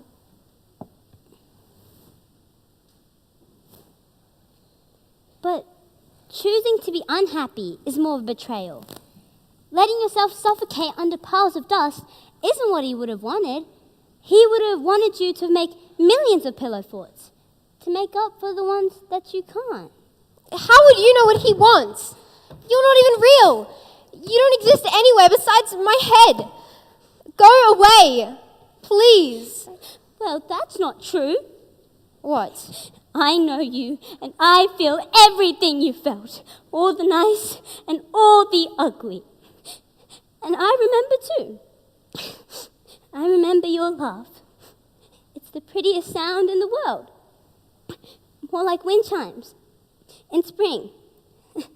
And I remember his laugh too. More like an early morning or the first snowfall. You guys would both laugh at the smallest things.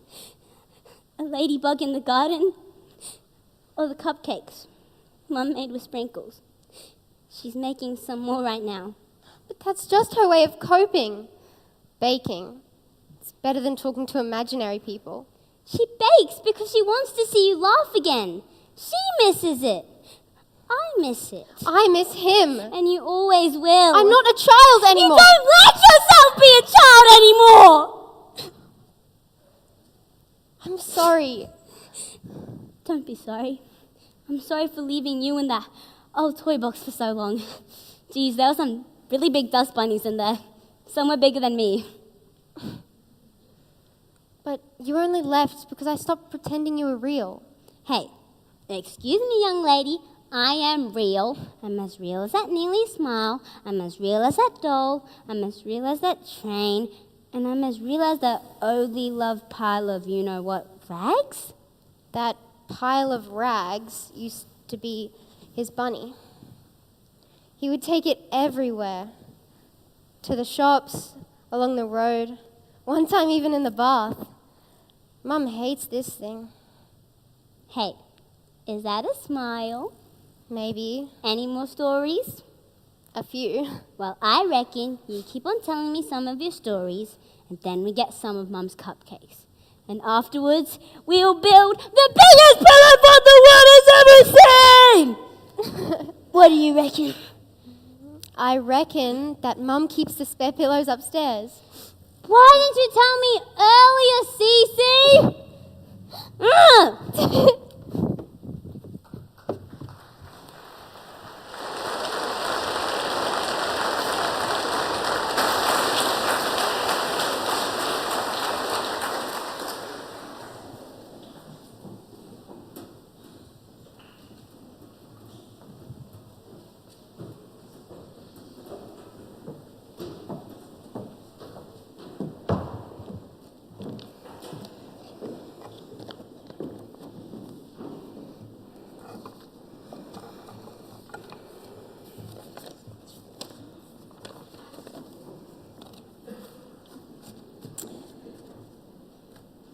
Subject prizes in Year 10. The prize for history, Layla Horsington. The Annette Cook Prize for hospitality, Ethan Lancuba. Prize for geography, Paige Marshall. Subject prize for dance, Ava Swindley. The following students have received academic awards: Harry Baxter, Sophia Blanco Boyle,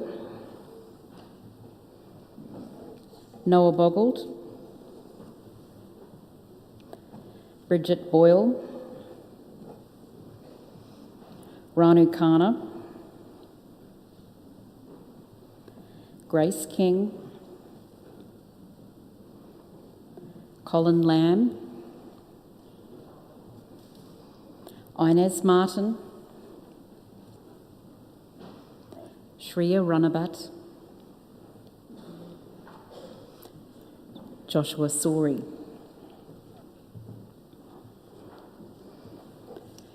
Please congratulate our first group of Year 10s.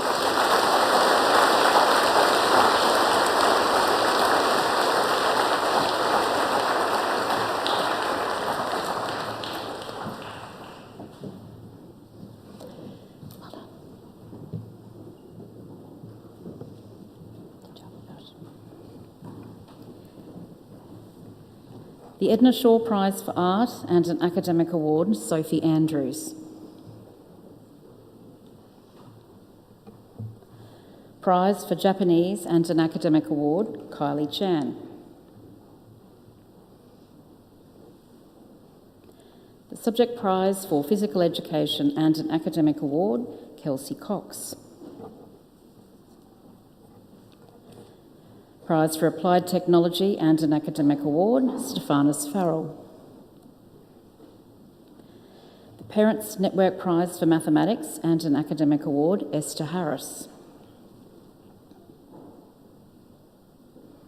Prize for design technologies and an academic award, Lily Jamison. Prize for drama and an academic award, Ashmitha Prabhaharan. The Thomas Foley Memorial Prize for English Literature and an academic award, Nispriya Rajapadhyaya. Subject prize for philosophy and an academic award, Advet Sadhu.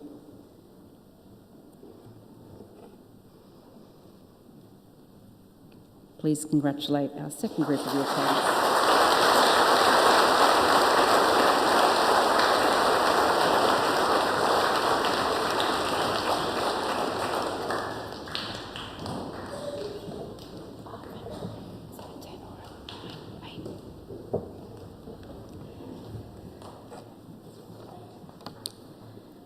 Very, very specially, we have 2 students who have received equal ducks. Receiving the prize for digital technology, natural sciences, the Dr. Jim Baker Prize for physical sciences, and the P.F. Rowland Memorial Prize for ducks equal in Year 10, Luke Broadfoot.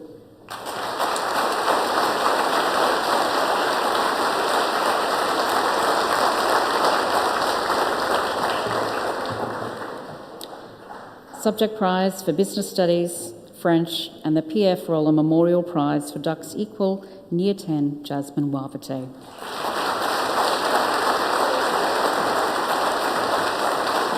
Well done, Luke and Jasmine.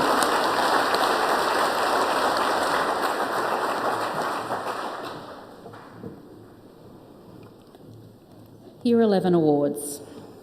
The subject prize for geography, Max Askew. The J.A. Marsh Prize for Music, Jenna Curtis. Prize for Furnishing Skills, Clara Haken. The CHV Harding Memorial Scholarship, Lucinda Horn. The Prize for Physical Education, Equal, Ruby Ironside. Prize for Hospitality Practices, Hannah Jung. Subject prize for accounting, Emma Warren. Prize for drama, Taya Webb.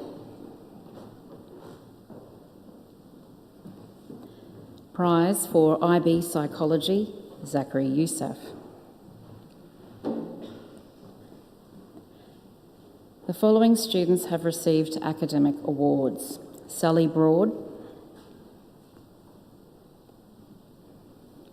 Samuel Cathcart, Matilda Costello, Annabelle Fox, Nagar Ghafouri,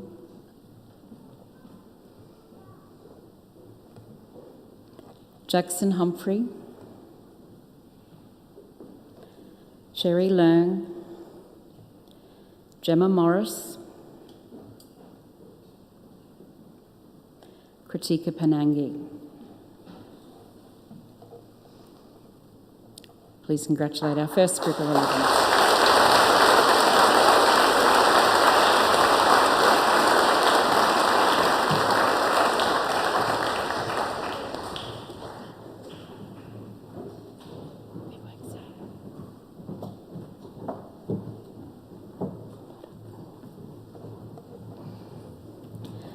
Also receiving an academic award, Vienne Richardson. And academic award, Erica Round.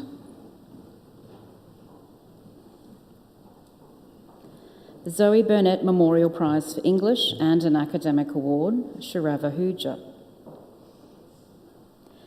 The W.H. Donald Prize for Biological Science and an Academic Award, Oscar Caniato.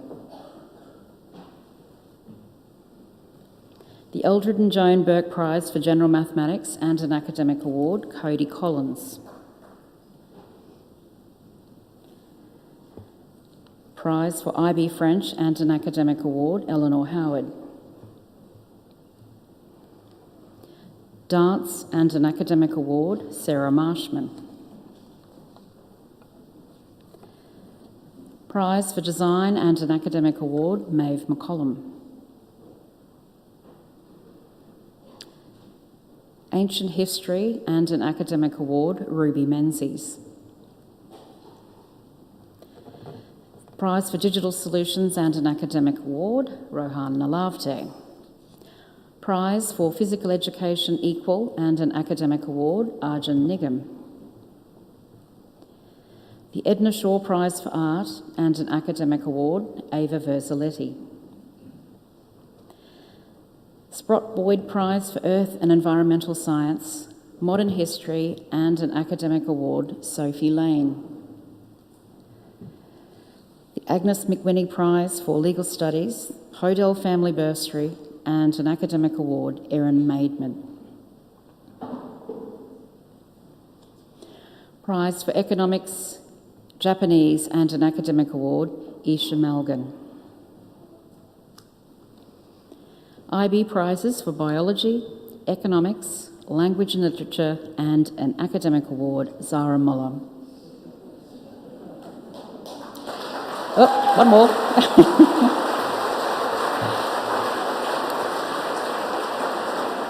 We can fit one more on stage. So IB Prizes for Chemistry, Mathematics, Physics, Spanish ab initio and an Academic Award, Anjali Rao. Please congratulate our Year 11s.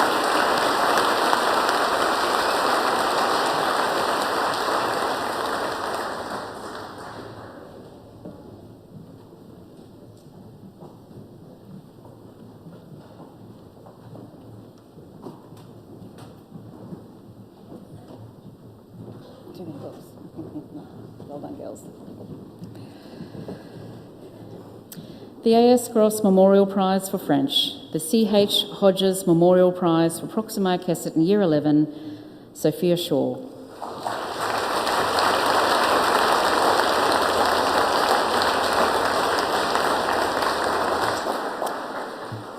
The J.A. McKelvey Memorial Prize for Chemistry, Literature, the W.H. Donald Prize for Mathematical Methods, Dr. A. Brynel Memorial Prize for Physics, Prize for Specialist Mathematics, and the T.A. Gulliver Memorial Prize for Ducks in Year 11, Harini Ramesh.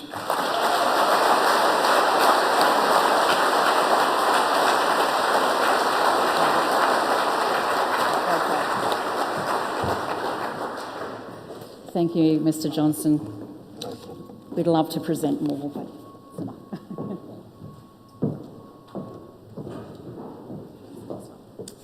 better introduce the next one first. It gives me great pleasure to announce that our next performance is by the Celtic Strings. Performing Dragon Force from Fairy Tale by Yasuharu Takanashi, transcribed from the 2016 Cure Medal Night by Daniel Lee, and Miss Monaghan's by Gaelic Storm, transcribed by Megan Donnelly. Please welcome Celtic Strings to perform Dragon Force.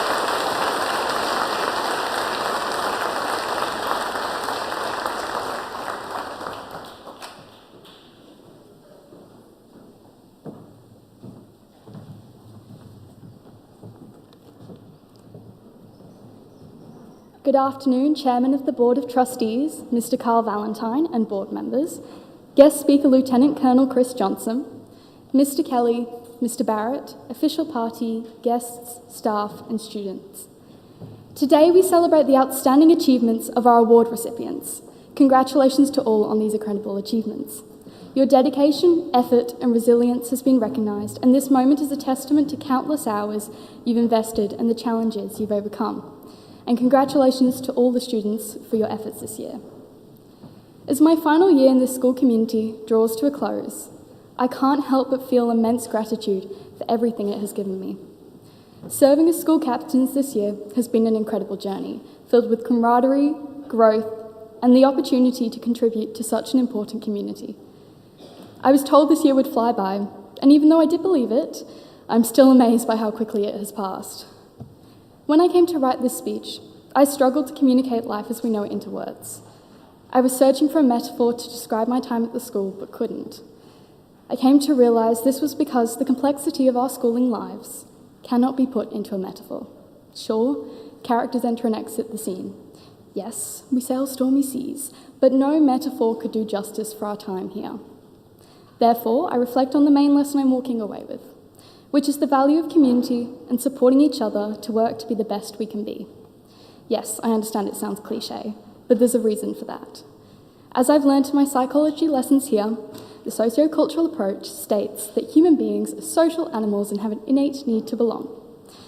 This school didn't just teach me that truth, it embodied it. Belonging here wasn't about simply fitting in, however. It was about feeling comfortable enough to stand out. The staff, the activities, and the celebrations have fostered an environment where we uplift, motivate, and challenge each other to thrive. I can say this sense of community has set a standard for me, one I hope to carry with me for the rest of my life. This sense of community I'm talking about is built on simple but profound lessons. So many teachers and students have repeated to be kind, and it's a principle I now admire deeply and hope to reflect in my actions moving forward. Overall, this school has fostered a collective determination to help each other be the best we can be.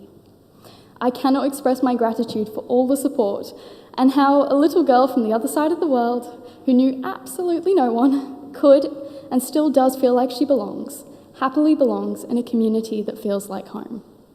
This school has provided a safe space for myself and my peers to grow up and thrive. The community I've experienced has been especially strong during early morning rowing sessions and shared challenges of IB classes.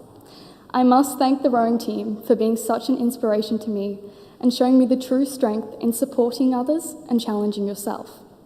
I cannot explain how grateful I am for everything you've done for me, and will miss the 4:30 a.m. bus rides where half the team's asleep and the other half's questioning their life choices.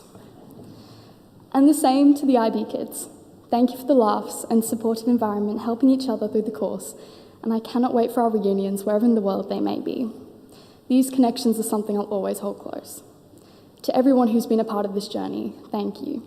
To Mr. Kelly and Mr. Barrett, thank you for everything you do for this school and for the opportunity you've given Chris and I to be a part of this incredible community. I will forever be grateful for your guidance throughout the year. Mrs. Minturn and Mrs. Case, thank you for all your hard work behind the scenes, and I'm sure you'll now enjoy the piece without my many questions. To Doc Moores, the IB teachers, and all the staff, your patience, guidance, and tireless effort has shaped us into who we are today. We are endlessly grateful for everything you do, especially since we know we didn't always make your lives easier. To my parents, thank you so much for all the support you've provided me over the years. Thank you for your patience, kindness, and the opportunities you've given me. The list is endless. I cannot express my gratitude for everything you've done for me, taught me, and the experiences you've provided me. To Chris, I cannot thank you enough for everything you've done this year. Your kindness, dedication, and commitment to supporting the school is admirable. It has been a year filled with laughter, hard work, and a touch of chaos, and I am incredibly grateful to have had the privilege of serving as co-captain alongside you. To the 2025 school captains, Zara and Oscar, I wish you all the best for the year ahead. Taking over the role from Freya and handing on to Zara, both special friends, has been a privilege. And Zara and Oscar, with your enthusiasm and dedication, I know you will thrive in this role. Make the most of every second, because it really does fly by. You are both excellent role models to your peers, and I am confident you'll be remarkable leaders. To the students of grammar, I urge you to fully immerse yourself in this community and the opportunities it offers. Whether it's Sony Camp, South Passage, or Duke of Edinburgh, there's so much to be a part of. So, give everything your best effort, support each other, and make every moment count, because you will learn so much from these experiences as they are truly special and will pass by faster than you realise. And finally, to everyone here, this journey has been unforgettable, not just because of the lessons I've learnt, but because of the people I've shared them with. It has been a journey full of happiness, learning, and hard work. I will forever cherish my time here as a special part of life and will deeply miss the community, although depart with lifelong friends. I believe the school has helped me enter good and emerge as someone better. And whilst I am sad to leave, I am so excited for this new chapter of my life and feel the school has helped set me up to be ready to tackle the challenges that lie ahead. So with that, Townsville Grammar School, I thank you for everything.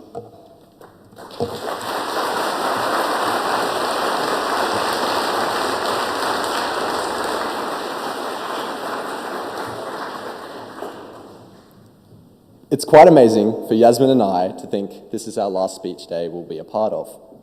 To me, it feels like yesterday when I first walked into school, ensuring my socks were up and shirt tucked in. Good afternoon, Mr. Kelly, Mr. Barrett, official party, guests, and students.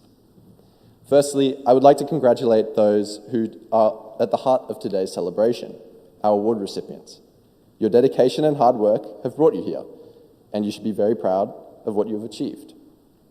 It is one thing to show up to school each day, but it's another to put in the effort to strive for excellence, and that's exactly what you've done. Just remember, and this is something I learnt shortly after finishing my final exams, some things you might learn might seem irrelevant at times, but the discipline and consistency you apply to your studies are invaluable in the real world. But most importantly, take a moment to thank your parents. They are the ones who have supported you every step of the way and made these opportunities possible. I hope they heard that one. As Yasmin and I address the school for our final time, we can't help but reflect on how grateful we are for all the incredible opportunities we have had here. Our leadership journey was filled with challenges. There were ups and downs, moments of growth, many valuable lessons, and we certainly never perfected it.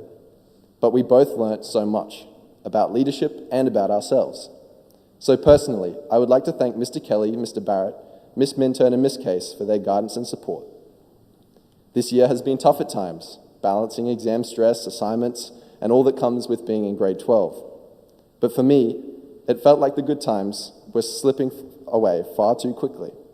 Then before I knew it, I was walking out the door of this gym with 100 so of my peers for the final time at our graduation, wondering where that time had gone. So to those still in the thick of it, wishing school to be over already, I encourage you to slow down and cherish these moments. They only happen once. I know you've heard it before, but trust me, it really does go by in the blink of an eye. Of course, my journey here at school wouldn't be possible without a few special people who I am forever grateful for. To Mum and Dad, I love you both very much. Thank you for your endless support, even when I went incognito during exams and brought my poker face to the dinner table after those externals. To Lukey, try not to get too lonely without me next year. To Soph, if she's watching online, thanks for always being there, even from afar. You are the best big sister, and I'm so lucky to have you. To Ollie, thanks for being the big brother I can look up to. Those funny reels you keep sending me never fail to brighten my day. To all my friends, who I can almost guarantee are enjoying the long sleep-ins at the moment, you are all super special to me, and I love you all very much. Best of luck next year, wherever you may go. And to Yaz, I couldn't have asked for a better co-captain. I often joke that we were forced to be friends, but I am so grateful for you. You're an incredible person and an even better friend, and I'm glad I was fortunate enough to get to know you over this year. Thank you for always keeping me on track, especially when you reminded me of all those meetings I definitely remembered. To Zara and Oscar and the Year 11 cohort, you all have a big year ahead of you. Like I said before, enjoy it while it lasts. It will be all over before you know it. You have the potential to achieve amazing things, and your opportunity to do so is just beginning. Stay focused, put in the hard work, and create a future you can be proud of. And finally, to the school as a whole. While I don't have any profound wisdom or guidance that might stick with you, I do have a prayer. It's one that's very special to me, and one I was fortunate enough to share with the Year 12s before they embarked on the next chapter of their lives, the prayer of St. Francis. Lord, make me an instrument of your peace. Where there is hatred, let me sow love. Where there is injury, pardon. Where there is doubt, faith. Where there is despair, hope. Where there is darkness, light. Where there is sadness, joy. O divine Master, grant that I may not so much seek to be consoled as to console, to be understood as to understand, to be loved as to love, for it is in giving that we receive, and it's in pardoning that we are pardoned, and it's in dying that we are born to eternal life. Amen. Thank you all, and best wishes for whatever lies ahead.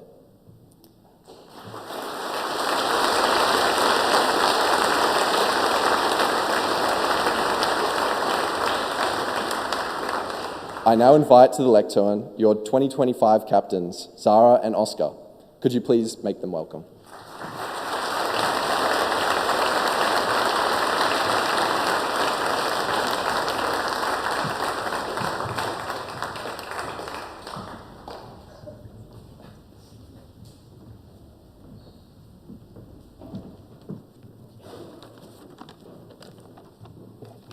First of all, thank you very much for that very touching speech. We'll all be sad to see you go, but we truly do wish you the best, and I'm sure you guys will go on to succeed. But otherwise, good afternoon, Mr. Kelly, Board of Trustees, official party, guests, teachers, and fellow students. My name is Oscar Kenyato, this is Zara Molla, and we are your school captains for next year. To begin, we would like to congratulate all those who have received awards this afternoon. Your diligence to your studies is commendable and most deserving of recognition. Moreover, many thanks to all those who have assisted in today's ceremony. Whether through performance or helping backstage, your efforts have made this an exceptional afternoon. Apart from our students, special thanks are due to Ms. Crawford and Ms. West, as well as all other teachers and staff members who have been vital in preparing and co-coordinating the various performances seen throughout today. Your hard work is very much appreciated. We would like to extend our thanks to Mr. Green and the incredible crew for making today possible. All your work behind the scenes does not go unnoticed. To our chairman, Mr. Carl Valentine, thank you for your dedication to the school this year and for your attendance and address today. We trust that you have enjoyed your role within our community this year. To Lieutenant Colonel Chris Johnson, thank you so much for your inspiring words this afternoon. You truly noted the importance of courage, which is something we should all take away from your invaluable address. To Mr. Barrett, thank you for your continued and faithful dedication to the school and its community.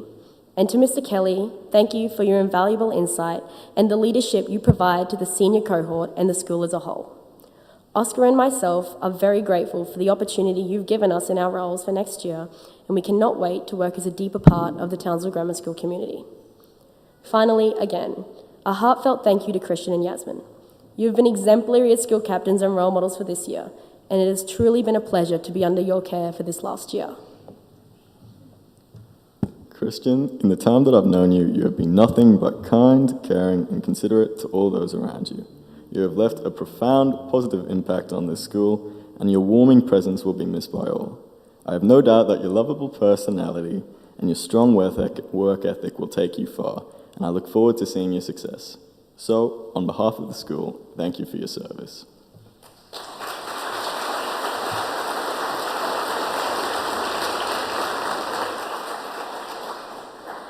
Yasmin, you are truly the kindest, most amazing person I've ever had the pleasure to know.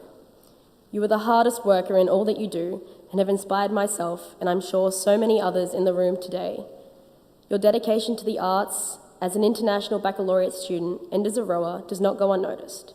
And I personally am so grateful to have gotten to know you as a very close friend these last few years. You are truly an outstanding human being, and on behalf of the entire Townsville Grammar School community, I would like to give the most heartfelt thank you for your service as school captain for this year. I know that no matter what you do, your kindness and bright personality will take you far, and we wish you and Christian all the very best for your future endeavours.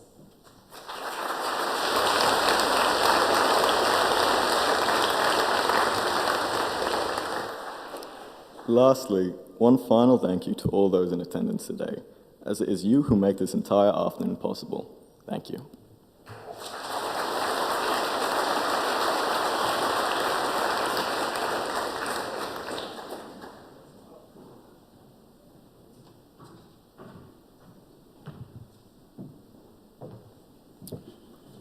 Well, I thank you for your patience.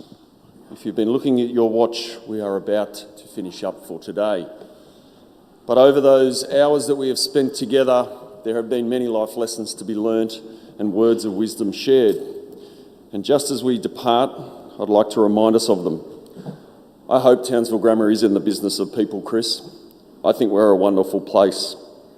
I know that because Tim Kelly highlighted gratitude, and that has been just the last thing that we finished this ceremony with. And to Carl, the accountant, it can only make us look better for 2025 if we look back in 2024 and get excited by what is ahead. So on that note, again, back to the business of people, there are few that have walked the stage compared to those that have sat and listened. There are those who are in the gym right now doing the live stream. There are 7 classrooms filled with kids and staff that are manning it. There is a backstage crew of 15 people. You get where I'm going with this.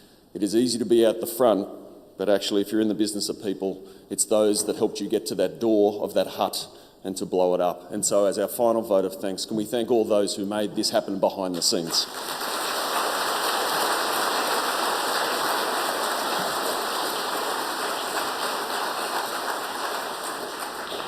I'm going to control the students from the loud screams that happen when I say this. Ladies and gentlemen, that concludes the 2024 Speech Day ceremony. I thank you for your attendance. Yeah, I was waiting for it, see? Okay.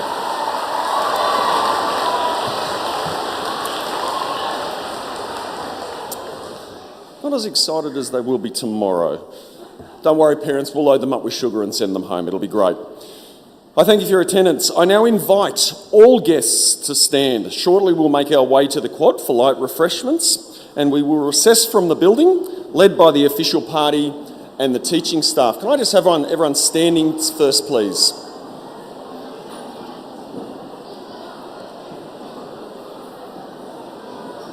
I will ask, firstly, our official party to lead us off, to open the doors and to meet you for all others who are going to gather in the quad. Thank you, official party.